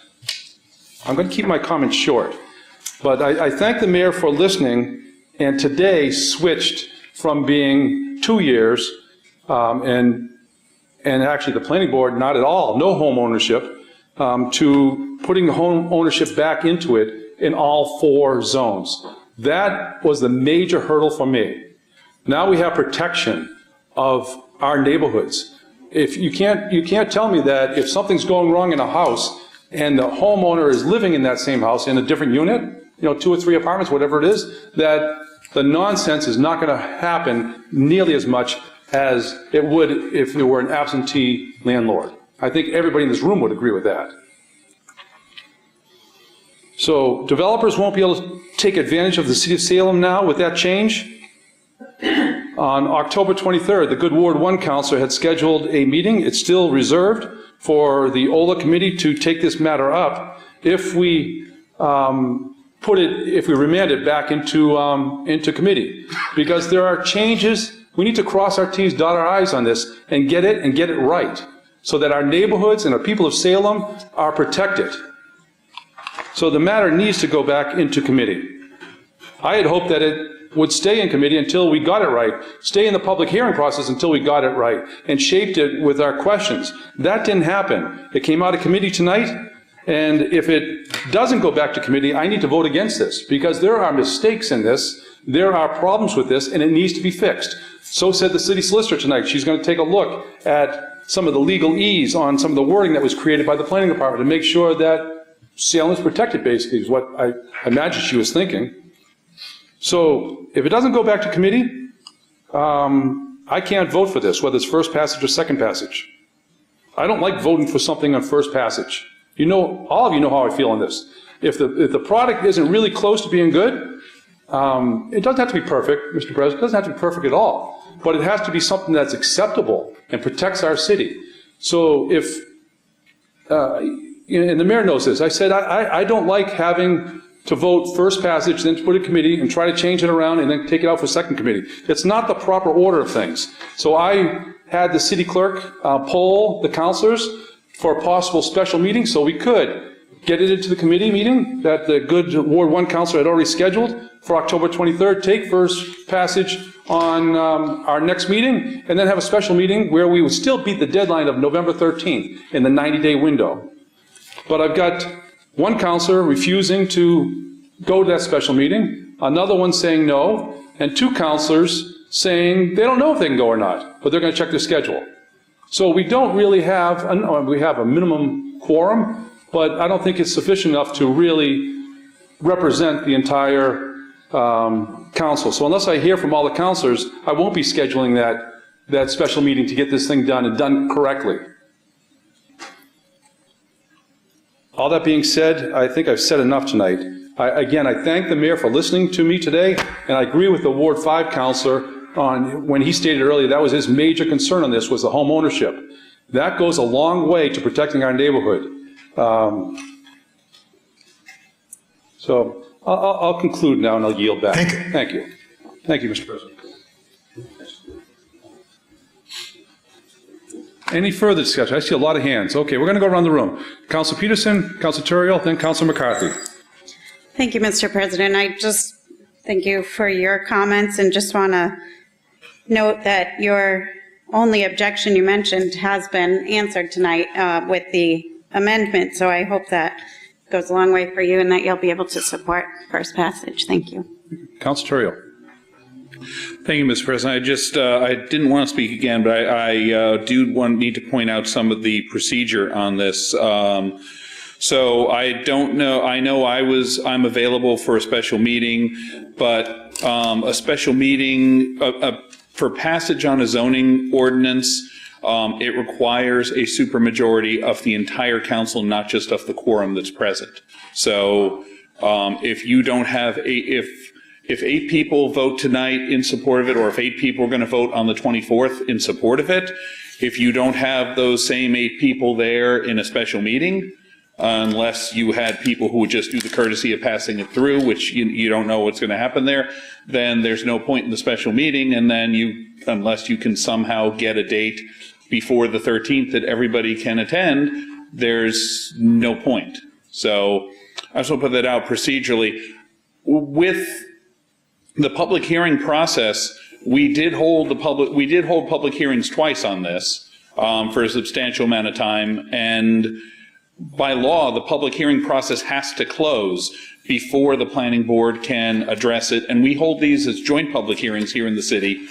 When we do a joint public hearing, that allows the people who are interested in the topic to come to one meeting instead of having to come to a city council meeting and then a planning board meeting and then potentially back and forth again. Lets them come and express their concerns and have their discussion with both boards at the same time. It lets us all work together to try and shape what the planning board then discusses and sends back to us. So it's a good, effective way to let people have their say on a matter.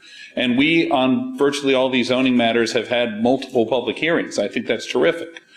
The issue here is that once you do that, once you close it, and you do have to close at some point to get a recommendation, you're dependent on the schedule of the planning board, which their next meeting was September when they could get it and refer it back to us. So we're moving on a timeline that's as quick as reasonably possible. And unfortunately, it has gone, because of meeting timing and who's here and who's not, it's gone to the point where we're now looking at that November deadline. And it's every zoning matter that we take, ultimately there's a call to action on it.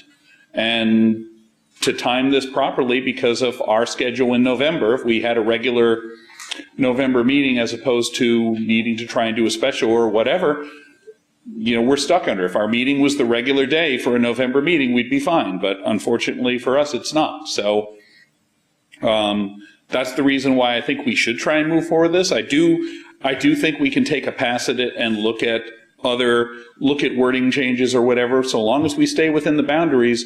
we can make those changes and bring it back to us. We meet all the advertising requirements, we meet all the notification requirements, and this is part of the legal process. First passage in a trip to committee is something we've done many a time before, and we can do it, and that's what the law allows for. Councillor McCarthy. Any further discussion? Councillor McCarthy. Seeing no more discussion, I move that the matter, I move for adoption for first passage and then refer back to the committee meeting on the 23rd. October 23rd. Correct. Under discussion? They're being done. Thank you. Roll call vote, please. Do I see a show of hands for roll call vote, please? Yeah? It has to be. Okay. On the adoption of the recommendation by Council As McCarthy. amended. As amended. Could you please state, it's been a while, please state what the amendment is? Thank you, Mr. President. The amendment came out during committee, as you alluded to, the concern. And once again, let me reiterate the fact that the concern isn't the mayor's concern. Once the zoning amendment's in front of this body, we're the ones who vote on that. So anyone who wants to make a change to what's in front of us is from within the body. The mayor's not making a motion right now. The mayor didn't make a motion. She made a passionate plea during the committee, but the committee in this body gets to make the decisions on what's in front of us when we vote. Sure. So I'm going to just make that clear. So in committee, the language in section E was changed from 2-year ownership to you have to live in it, as amended. So the language that everyone got the strike-through version in red, and we've also asked if it goes forward that, because there was a question of whether or not you had to be a registered voter or something, because there was some sort of language they put in there that we asked the city solicitor to take a look at that. So when that language would then come back to us, if passed at the next meeting. So that's specifically the amended version we're talking about. Right. Councilor, I was simply asking to... No, I'm just stating what it was. I was simply asking to state what the amendment was. That was the amendment. Yep. Would it be possible for you to read the amendment? So the people at home, we all know what it is, but the people watching at home don't know what we're talking about. Oh, I have one, hold on. It's in my committee report, just hold on. Thank you for indulging me. No problem, right here. I have it. In section E, in section 4E, the change would be at least one owner of the residence in which the accessory living area is created shall reside in one of the dwelling units as principal place of residence. For the purpose of this section, the owner shall be one or more individuals residing in the dwelling who hold title and for whom the dwelling is a primary residence for voting and tax purposes. And I believe the reason we're voting is because you have to be, by that rule, it establishes, in order to vote someplace, you have to live there for at least 6 years, because sometimes people have split residences and they list that they have like a vacation residence or something. 6 months, sorry, that's what I meant, 6 months. So that would be your primary residence where you reside more than half the year. That's why that's in here. That's why we changed it, and that's what was agreed to in committee. But then we asked, if this, I don't have any idea how this vote's going to go, but all I'm going to say is, if it goes and it goes referred back to committee, the exact language is something we'll look to maybe amend at that point. But that addresses the concern of home ownership. Thank you, Council, for clarifying that. Yep. On the motion by Council McCarthy for adoption as amended, Madam City Clerk, will you please call the roll? Councilor Torrio. Yes. Councilor Sargent. No. Councilor Peterson. Yes. Councilor Milo. No. Councilor McCarthy. Yes. Councilor Madore. Yes. Councilor Gerard. Yes. Councilor Fury. Yes. Councilor Flynn. No. Councilor Dominguez. Yes. Councilor Dibble. Yes.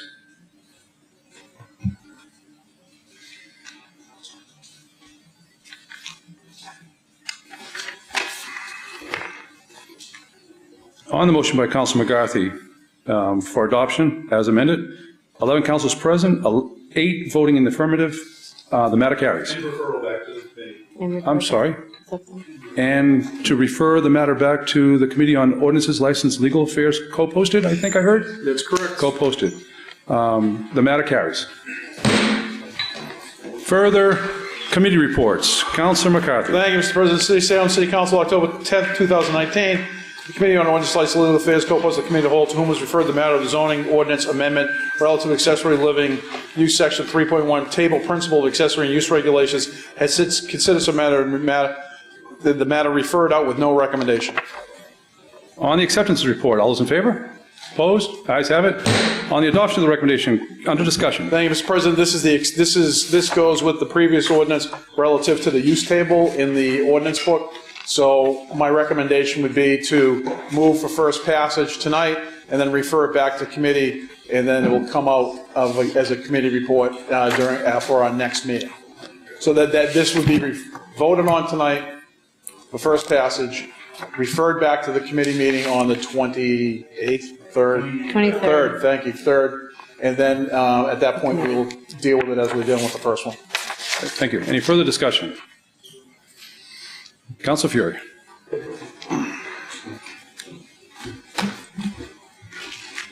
Councilor Dibble, please. Yes, thank you, Mr. President. I just want to be clear and go on the record. Now we can go on the record. Go on the record. Thank you. Usually remind me. My microphone is always on. It's up there. So I just want to be clear and go on the record that we raised several in a very rushed meeting today in a matter that should be handled in about 2.5 hours or so. We tried to get it done in 25 minutes. And the Ward 1 councilor made a valiant effort to try to get us there tonight. But it takes more time. I look forward to the OLA meeting, the committee meeting on October 23rd, and hopefully more safeguards that we raised tonight can be put into this ordinance so our neighborhoods are protected, our city is protected, our residents are protected, and it doesn't favor developers. It favors what the original intent was with the good at-large Councilor Milo, who worked on the existing in-law apartment, in-law units, the ordinance, about 1.5 years ago now. I had the privilege of working with her and several seniors from the Council on Aging. It was a good start, and if we had promoted it more and people knew that we had it, rather than just a 10 that took advantage of it, we would have more of those in-law apartments to help our loved ones to stay in the same building, the same home. So that would be a good thing. I forgot to mention that earlier. But I have, at our next vote on this in 2 weeks, I will be voting against this. I simply voted in favor of this to continue the discussion so that the ordinance can get strengthened and that the residents can be protected.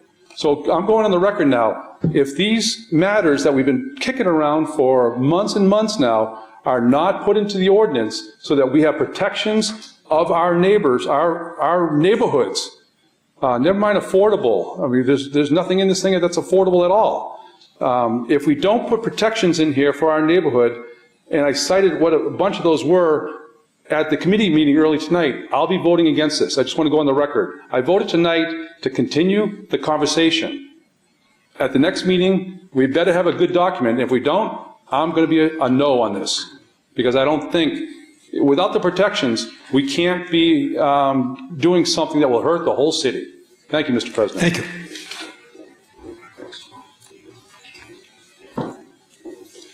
Any further discussion? Councilor McCarthy. Thank you, Mr. President. Thank you, Mr. President. I would only suggest to everyone, I mean, obviously, October is a very busy month, and time is always of the essence, that anyone who has any questions or concerns, as you raised during the committee reports, you gather your thoughts, or anyone else who has those thoughts about what their concerns are, and either send them to me or send them to, so I can forward, or go directly to Tom Daniels in the planning department so we can answer some of those questions, have your answers. Because the last thing I want to do is come up against a committee meeting of which a question is raised that we have no prior knowledge to. I mean, obviously sometimes that happens. But if you have specific questions or concerns now, if we could raise those to see how they may or may not be addressed in the ordinance that's in front of us, therefore we have those answered we can make sure we get the answers to those questions so that those can be addressed during the meeting. Because the last thing I want to do is come up with a whole series of new questions that no one is able to answer at that point.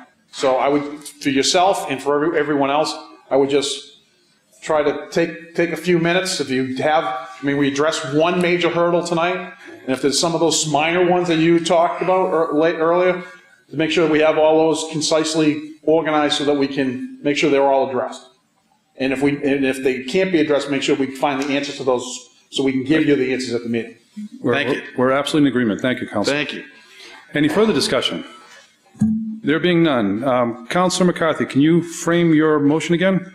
My motion simply is to move for adoption by roll call vote and first passage, and then refer the matter with the other matter to a committee meeting on the 23rd. Co-posted. Co-posted. Okay.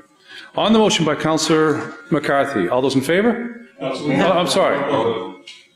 Madam City Clerk, on the motion by Councilor McCarthy, as amended, would you please call the roll? There was no amendment. It was straightforward. It's just, if I may, Mr. President, it's just the use table. So there was no amendment to the use table at this point. As amended to refer it also back to committee, co-posted. Okay. There is no amendment on it, so just be specific. The first matter we already referred back as amended. This came out of committee with no amendments. It was just the whole matter is referred back. Okay. Thank you. On the motion by Councilor McCarthy for first passage and to remand the matter back to the OLA committee, Madam City Clerk, will you please call the roll? Council Torrio. Yes. Council Sargent. No. Council Peterson. Yes. Council Milo. No. Council McCarthy. Yes. Council Madore. Yes. Council Gerard. Yes. Council Fury. Yes. Council Flynn. No. Council Dominguez. Yes. Council Dibble. Yes.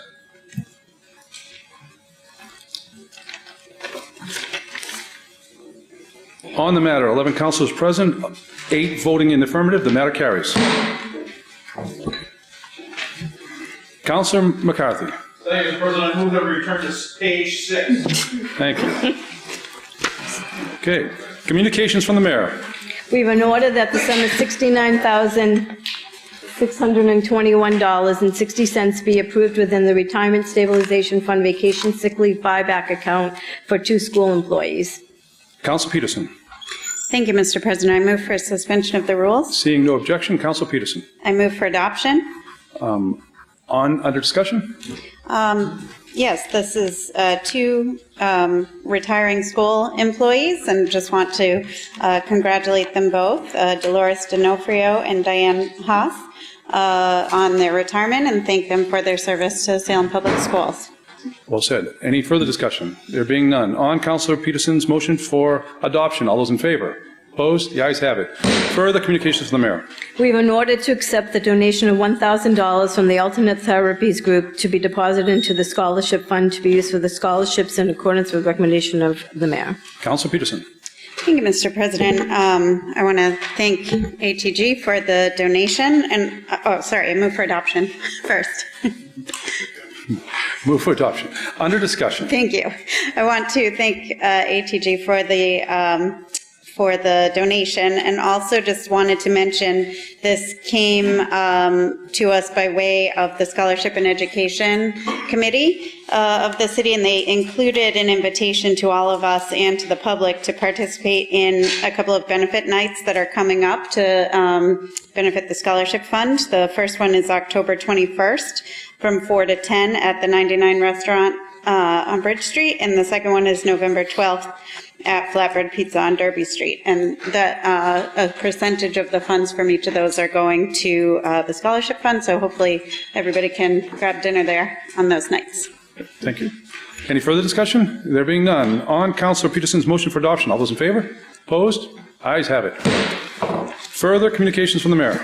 We have an order that the City of Salem hereby requests the adoption of a tree replacement revolving account in accordance with Mass General Law, Chapter 44, Section 53E.5, which authorizes special purpose revolving account in accordance with the recommendation of the mayor.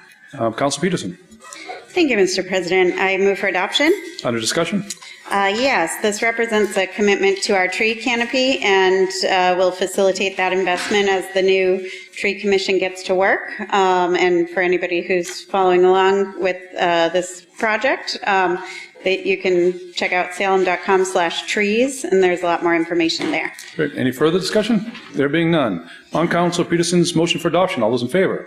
Opposed? The ayes have it. Mayor's informational page. We have a communication from the mayor regarding a brief summary of the housing-related matters that are currently before the city council, and also submitted the Affordable Housing Trust Fund Board's fiscal year 2019 annual report. Councilor Peterson. Thank you, Mr. President. I move that this be received and filed. Under discussion? Sure. So I accept that everyone wants to waive the reading. Since this is such an important topic, I just want to call out a couple of important points from the letter. This is what we've been talking about for most of the evening about affordable housing, and this is the annual report from the Affordable Housing Trust Fund Board. It just goes over and all the different initiatives we've been pursuing as a city. The first one being the accessory living area zoning amendment, which we're all very familiar with now at this point. And then some of the other things that have come up over the last year, and that are sort of somewhere on our plate, whether they're in front of us or will be in front of us soon, or they might be in committees. One is the zoning map amendment for the site formerly known as Cinema World. We all know that one well. That's in front of us. And the joint public hearing for that map amendment is scheduled for November 14th. The tax increment exemption agreement that's related to St. Joe's redevelopment. The Housing Development Incentive Program area expansion, the HDIP, the public hearing for that matter closed on September 23rd, and the matter is now waiting for the Community and Economic Development Committee to move the proposal out of the committee for action by the full council.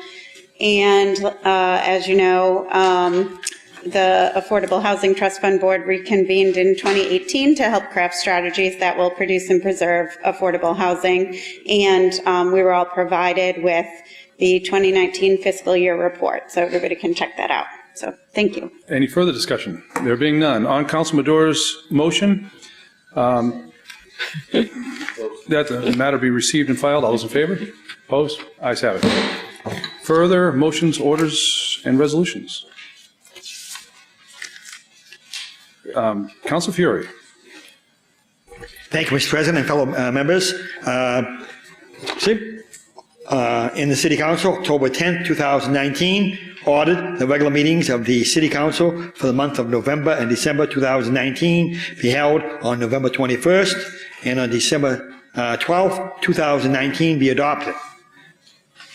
Under discussion? Yes, please. As you know, as Councilor Gerard just mentioned, there's only 81 days left in the calendar for us serving on the City Council, and it's crunch time for many of us there, and it's got a busy season with the holidays and Patriot games and holy days. So these two meetings are critical in November and December. So if I may read the following. I invited each and every one of you on a personal invitation on your desk tonight. I'm asking each of you to come to a December 6th, Friday, for a collaborative retirement party for Councilor Gerard and Peterson, and School Committee woman Christine Wilson have agreed to this great celebration. All proceeds on December 6th, Friday night, no free tickets at all, will benefit the April concert of the SHS Band at Carnegie Hall. It will cost $14,000 for the trip to New York in the band to go to a Broadway play. What an experience for the SHS Band to perform a concert at Carnegie Hall. We will celebrate over 50 years of community service, public office, Councilor Peterson, Councilor Gerard, myself, and Christine Wilson from the school committee in elective office. So it's a night of music and a night of public service, and I hope all of you can attend to make it a very positive time. As we just said in this order, crunch time, I'd love to have you all come and celebrate a fun time for the band, Carnegie Hall. 5 years ago, Councilor McCarthy can remember poignantly that his family was involved in the Carnegie Hall presentation, and I went myself. Kids today don't know what Carnegie Hall is today, but we all know. Practice, practice, practice, they get there. Oh, what a wonderful opportunity. Invite us to take a part in a fun way to celebrate public service at a concert, Carnegie Hall. I hope you all come in a fun, positive way. Mr. President, thank you very much, and I move for a passage of this resolution. Thank you very much. Thank you. On the motion by Council Fiore for adoption for our November and December dates to be November 21st and December 12th, all those in favor? Opposed? Ayes have it. Further motions, orders, and resolutions. Council Fiore. Thank you. My pleasure. Councilor Dibble, please. Yes, thank you, Mr. President. In City Council, October 10th, 2019, ordered that the Public Health, Safety, and Environment Committee, co-posted with the Committee of the Whole, immediately meet with quarry officials to discuss excessive and increased strength of blasting and strongly shaking of Salem homes, and invite the Director of Inspectional Services, City Engineer, Health Agent, and quarry officials. And I move for adoption. On discussion, Councilor Dibble? Yeah, very briefly. I don't know if you've noticed, but down in Ward 7, our houses are shaking. The quarry is doing excessive blasting for some sort of drainage in the floor, and our houses have always shaked, but now they're really shaking. People are having pictures and other things fall off the walls. My house, for example, has cracks from the shaking or just settling of the house throughout the house. Maybe just because the house is old, but we have new cracks and bigger cracks now. Not just my house. I received 3 different complaints, and then about 3 or 4 days later, we had another big blast that all the houses shook again. So we're going to bring the quarry officials in for a discussion, find out what's going on, and maybe take some action with this board if we have to. Thank you, Mr. President. Any further discussion? Councilor Peterson, please. Thank you, Mr. President. I want to just make sure that we're also adding the Ward 3 counselor here, as the quarry is located in Ward 3 and in Swampscott. I was surprised that I hadn't heard about this ahead of seeing it in the agenda, as I've been meeting with them over the past couple of years and working to build a relationship that will really be helpful to us here in Salem for these types of conversations and concerns. So just want to make sure that I'll be involved. Thank you. Councilor Flynn, please.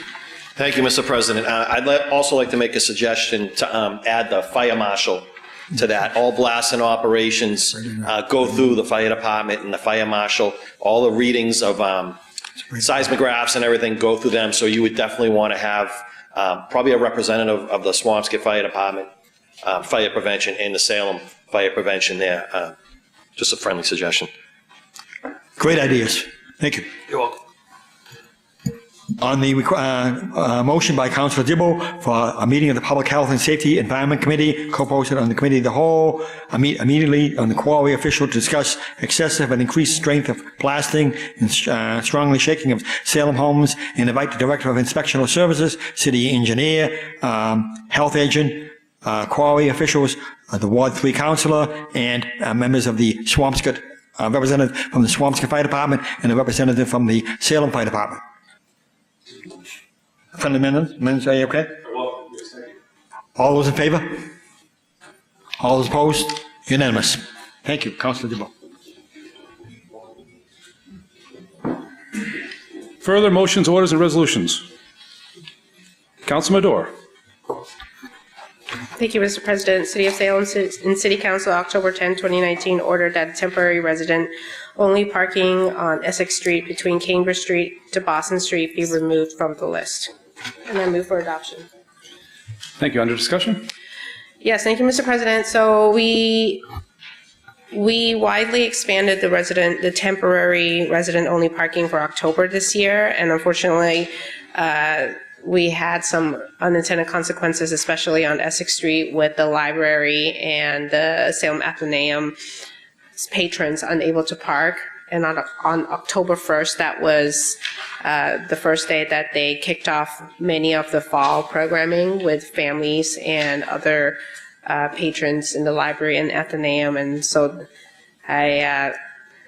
needless to say, I got a lot of calls that morning, panic calls that morning. So we decided to shorten, scale back the segment of Essex Street limit it to between Summer and Cambridge, and knowing that the residents who are kind of in the corner of Essex and other side streets, they would be covered because they're adjacent to other streets that do have temporary protection, and that the rest of the residents have driveways, so they would be okay with this scaling back. There were other unintended consequences on other streets, but I think for now, in the interest of enforcement, for consistency, this is the only one that I'm going to bring forward, because it definitely has a major impact on our library, and we don't want to hurt our libraries. Any further discussion? There being none. On the motion by Councilor Madore for adoption, all those in favor? Opposed? The ayes have it. Further motions, orders, and resolutions. Councilor Madore.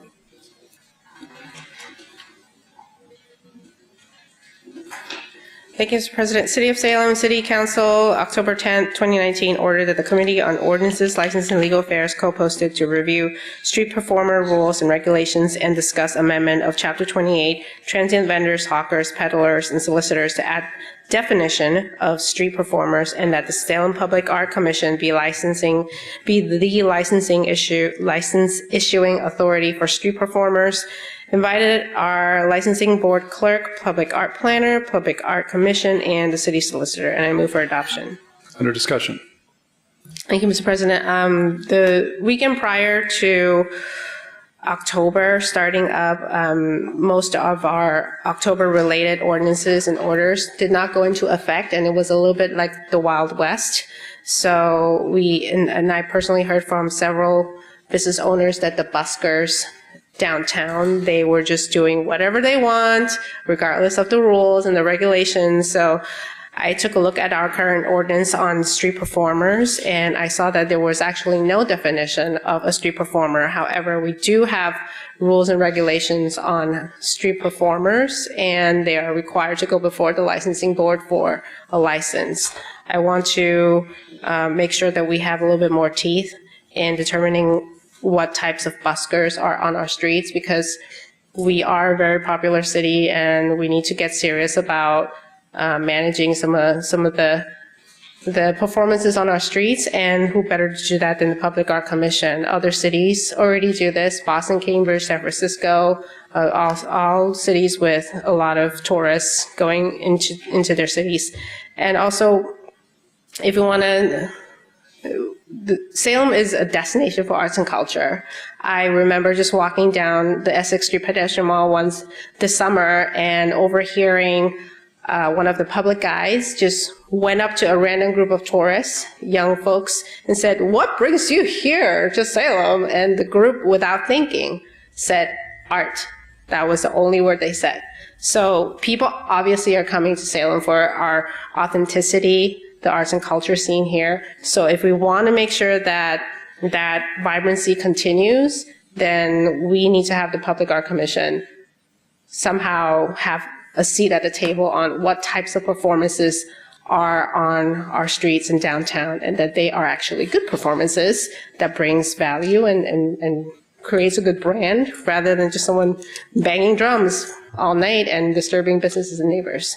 So I look forward to the discussion. I know there are some concerns initially about First Amendment rights, excuse me.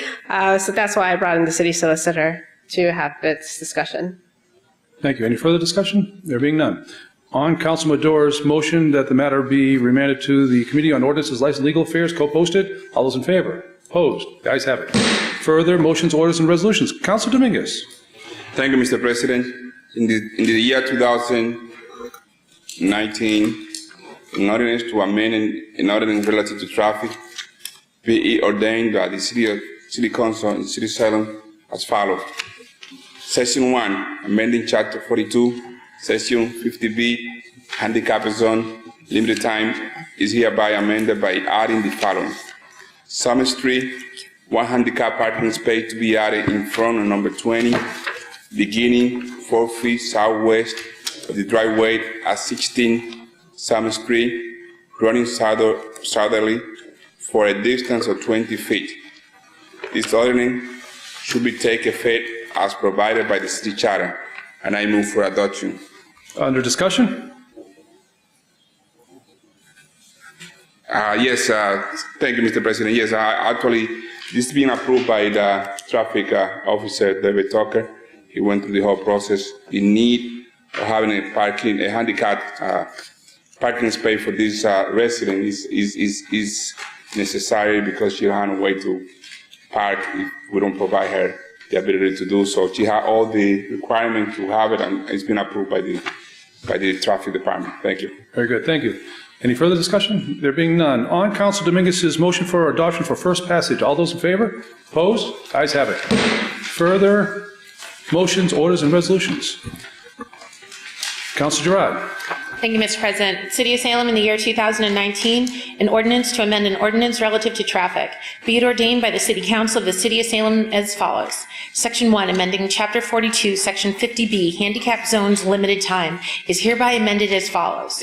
Repeal North Street, one handicap parking space in front of number 157 North Street for a distance of 20 feet. Section 2, this ordinance shall take effect as provided by City Charter. And I move for adoption for first passage. Under discussion? Briefly, this came from Lieutenant Tucker that the homeowner passed away and no one's using it anymore. So I move for first passage. Thank you. Any further discussion? There being none. On Council Gerard's motion for adoption for first passage, all those in favor?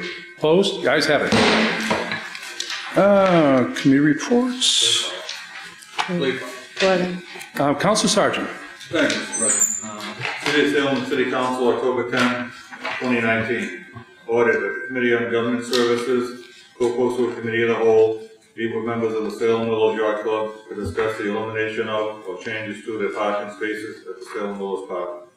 Invited to be members of the Salem Willows Yacht Club, Park and Recreation Department, the Planning Department, the Engineering Department, and any other interested party. Thank you. No discussion? No discussion. Late file. Oh. On the motion by Councilor Sergeant, all those in favor? Opposed? Ayes have it. Any further late files? There being none. Looking at communications from city officials. We have a communication from the city solicitor requesting an executive session with the mayor and legal counsel to discuss strategy with respect to the land dispute at 2020 off Franklin Street. Councilor Gerard. Thank you, Mr. President. I move that this be received and filed and that an executive session of the full council be scheduled. Under discussion? Just briefly, we have the letter as a continuation of an executive session discussion, and we just need to schedule a time. She has asked for executive session on or before October 24th, 2019. I'm not sure what the will of the body is, if you want to do it the same night as OLA, or if you want to have the executive session perhaps before our October 24th full council meeting. So if we can just get a date certain, that would be, I'm sorry, actually really it should be her that's figuring that out. Am I correct? That I can send the city solicitor an email and just, should I throw out those two dates and make sure that she can work with the city clerk and just mention those two dates? Sure. Point of clarification, can I just simply ask, what is the deadline? What is the deadline that we have to act by this date? What is the reason for this? To continue the discussion. There's nothing pending, or is there a pending? I mean, do we have a date that's in front of it that we have to act by? I'm trying to think of how to explain this without getting into it. Just what she said, that we asked for additional information and she's offering to give it to us. I mean, I'd like to have some discussion of this, get this further worked out, addressed in under 81 days, please. So I guess if we could just do something, and if we could do it around before the next meeting, that would just be greatly appreciated. Thank you. Councilor Milo, then Councilor Torrio. I'll say Councilor Torrio. Thank you, Mr. President. Just, we can't really discuss all the issues behind it here, but the city solicitor has asked for us to try and do it before October 24th. Presumably, there's some sort of deadline that she has to deal with involved, but it's not something we can talk about on the floor because it's something that's still going through executive session and litigation. Yeah. I think the councilor's suggestion of piggybacking October 23rd makes sense, but I'll leave it to the will of the body and the solicitor. Any further discussion? There being none. On Councilor Gerard's motion that it be received and filed and that executive session of the full council be scheduled. All those in favor? Opposed? The ayes have it. Petitions. We have a petition from Verizon to install 6 conduits at Norman Street, Holyoke Square. Hearing ordered October 24th, 2019. Further petitions. We have a petition from National Grid to install 1 conduit at 1012 Line Street. Hearing ordered October 24th, 2019. Further petitions. We have a petition from Raymond Gottwald to discuss short-term rentals, various issues at 12 Curtis Street. Councilor McCarthy. Mr. President, I move that we refer to the Committee on Ordinances, Licenses, and Legal Affairs. Would you welcome co-posting, please? Co-posted. Thank you. Under discussion? Nope. Any further discussion? There being none. On Councilor McCarthy's motion, all those in favor? Opposed? The ayes have it. Further petitions. We have a list of public guide, limo, and taxi operator licenses. Councilor McCarthy. Thank you, Mr. President. I move that be granted. Under discussion? No discussion, Mr. Any further President. discussion? There being none. On Councilor McCarthy's motion that it be granted. All those in favor? Opposed? The ayes have it. Further petitions. We have 1 public guide license application. Councilor McCarthy. Thank you, Mr. President. I move be denied. And under discussion? No discussion, Mr. Any President. further discussion? There being none. On Councilor McCarthy's motion that it be denied. All those in favor? Opposed? Can we do that again? All those in favor? Opposed? The ayes have it. Further petitions. We have 4 claims. Councilor McCarthy. Thank you, Mr. President. I move that these matters be referred to the Committee on Ordinances, Licenses, and Legal Affairs. Under discussion? No discussion. Any further discussion? There being none. On Councilor McCarthy's motion, all those in favor? Opposed? The ayes have it. Unfinished business. We have a second reading of an order to amend the rules and orders of the City Council by amending Section 10 by deleting the words "shall rise" and... Councilor Terrio. Thank you, Mr. President. As I rise, I move that this be adopted by roll call vote. Under discussion. Thank you, Mr. President. Just the practicality is, I think, somewhat self-evident that the system works. It's more convenient for people to hear. It does cause some difficulty for people on TV. The reason that we do this, and we're one of the few boards that does have this tradition of standing, is because we use a set of rules that were created before Robert's Rules of Order ever existed. And most other public bodies operate under Roberts, and we operate under Cushing's. Cushing's says that we stand, and so we do so, and so we have it in our city council rules. So long as we can negate it within our own city council rules, then we are fine and dandy, and then we can sit and move the mics into a position where we can actually use them consistently, and people like me don't have to hunch over to do it. So, there are some accessibility issues with it, and it just makes it a better thing. It just, it's a small change, but one that I think is due and is useful and is kind of aligned with the times and what we're doing in here. Okay, Councilor McCarthy. Thank you, Mr. President. I had to do that.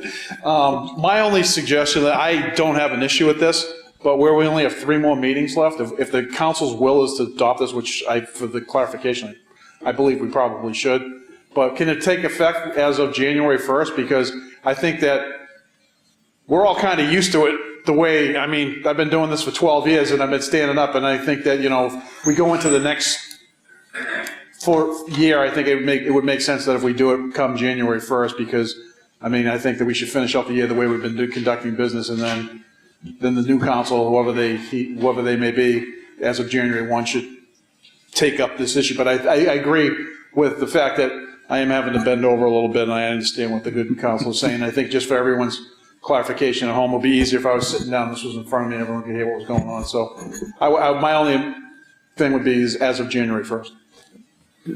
You accept that friendly amendment? Absolutely. I have no problem with that. Any further discussion? Council Sergeant. Could lift this up, I guess. Thank you, Mr. President. It's like, we could put that on a platform. I'm a traditionalist. I think people might understand that I'm I'm kind of like that. But this has been done this way for a long time. Another thing that we do that many city councils don't is we wear suits and we dress up for the meetings. I've been to other city council meetings where they wear a 3-button-down T-shirt. And I think we look pretty good all dressed up. We can take a group picture almost any meeting we want to, and we always look good. And I would like to stick with the tradition with all due respect. Thank you, Mr. President. Any further discussion? Councilor Gerard.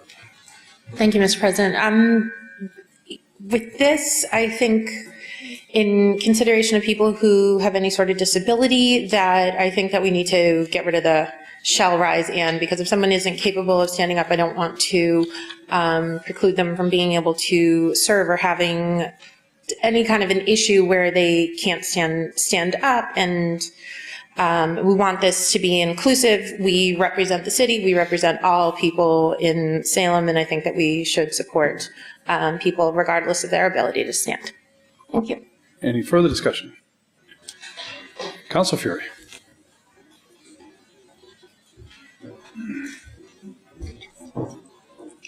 Councilor Dibble, please. Thank you, Mr. President. I have to agree with that large council across the way that I'm big on tradition. There's probably a reason why this was put in here. We councilors need to stand. And in thinking about this a little bit, it's probably so that we're not sitting, we'll be recognized better if we're standing, and there's a better chance of not being talked over by other councilors or the public if we're all sitting. So I think this makes sense, especially from the accessibility standpoint. But I'd like to see this have a little bit greater discussion on this and why the rule is even in here.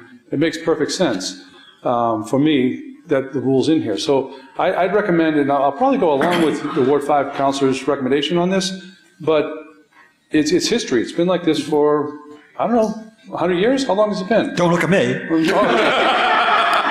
Please. So I did receive a call. I'm not that old. I did receive a call from a previous counselor concerned about this and removing it and changing the way that we've done things forever. So if the good counselor is willing, can we simply just put it in committee so we can have a discussion about this a little bit more? And then let's just find common ground on it, and then maybe we'll vote for this.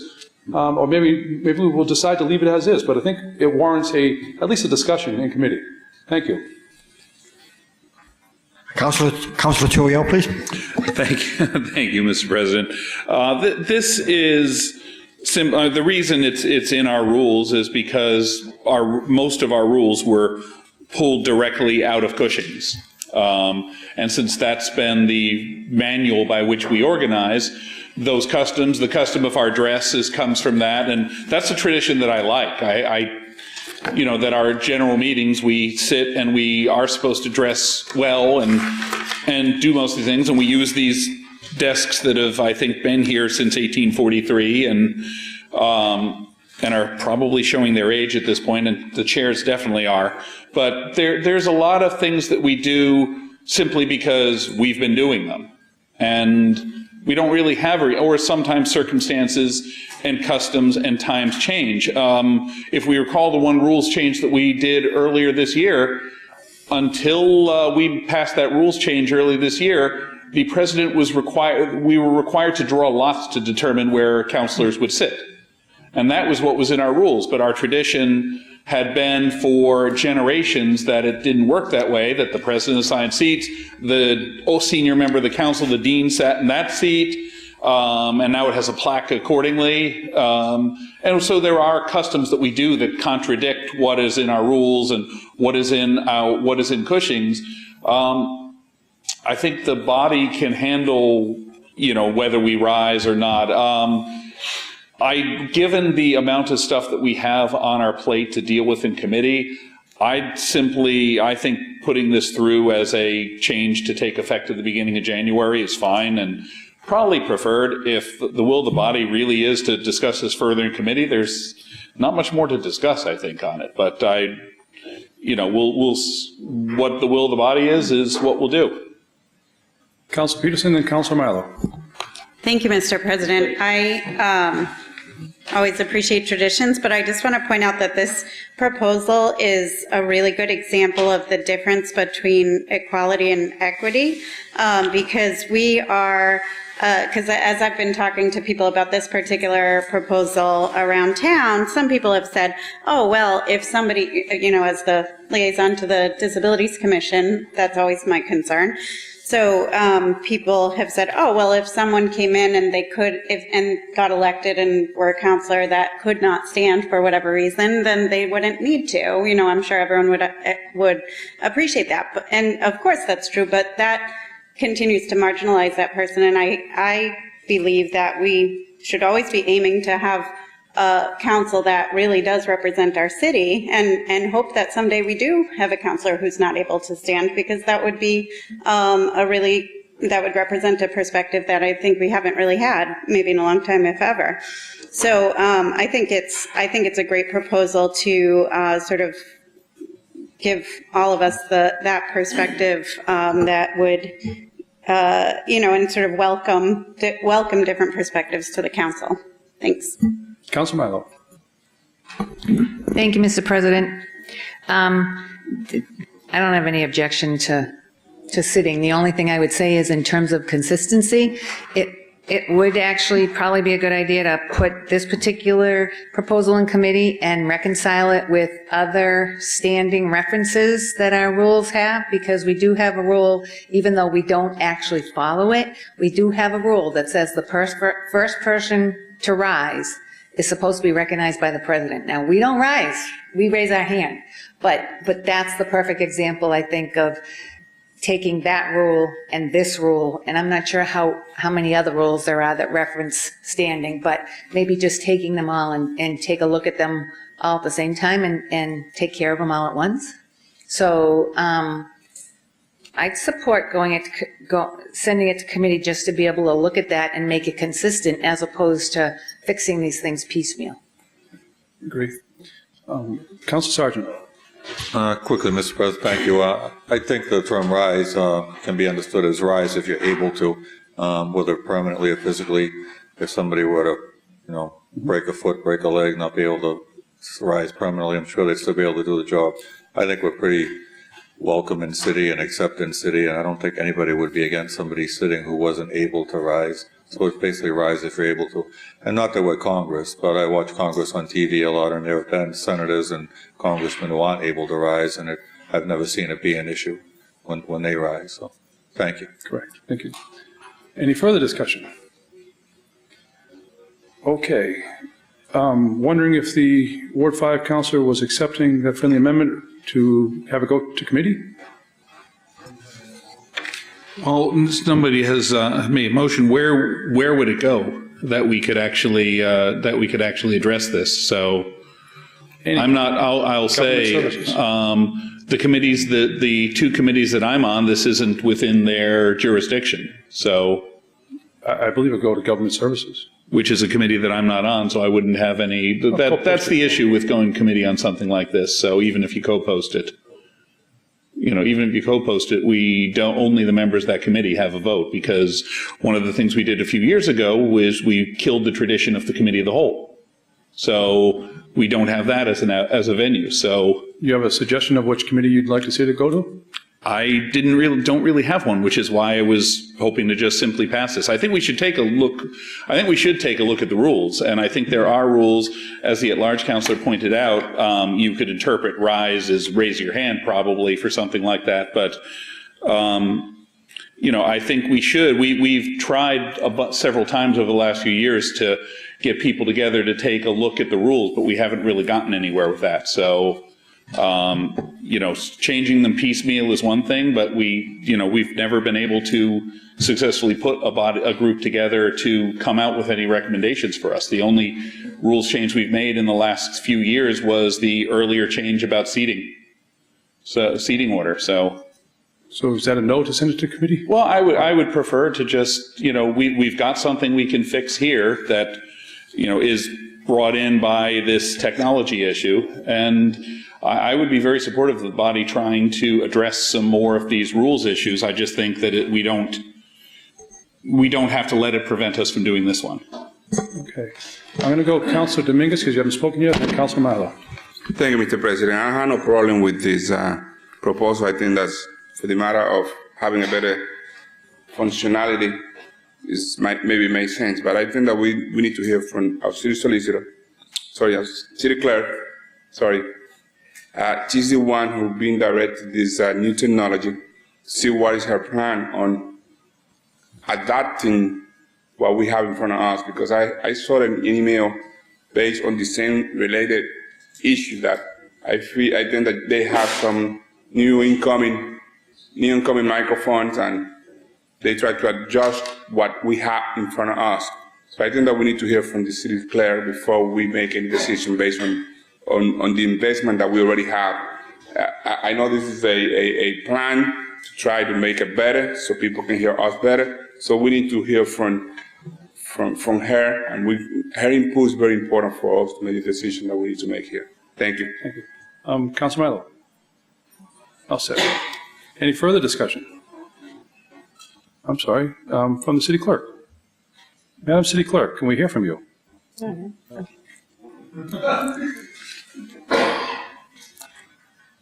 Since of the issue, I have contacted the company that installed all the audio and the visual equipment about the length of the necks and the problem that we're having. They are coming in next week on October 17th before our next meeting to see the representative from actually Shore, the microphones themselves is coming in with the company to see if there's this new mic or this new mic neck, I'm not really sure what it's called, to see if it will help our situation. So I don't know if you want to hold it for one meeting to see if they do come up with something resolved, and then if not, it's the will of the body what you want. I'm just trying to resolve it, but if it's the will of the body, I just want to let you know that somebody is coming next week. Thank you. Councilor McCarthy. First, I move that we lay this on the table until the next meeting.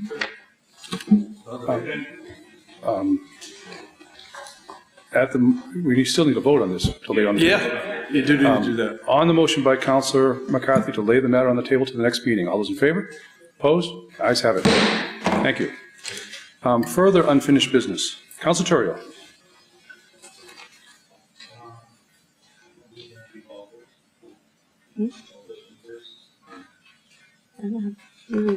Oh, I'm sorry. Thank you. We have a second passage of an ordinance to amend an ordinance relative to ordering display of flags. Councilor Torrio. Thank you, Mr. President. Hopefully this one goes quicker. I move for adoption for second and final passage. Under discussion?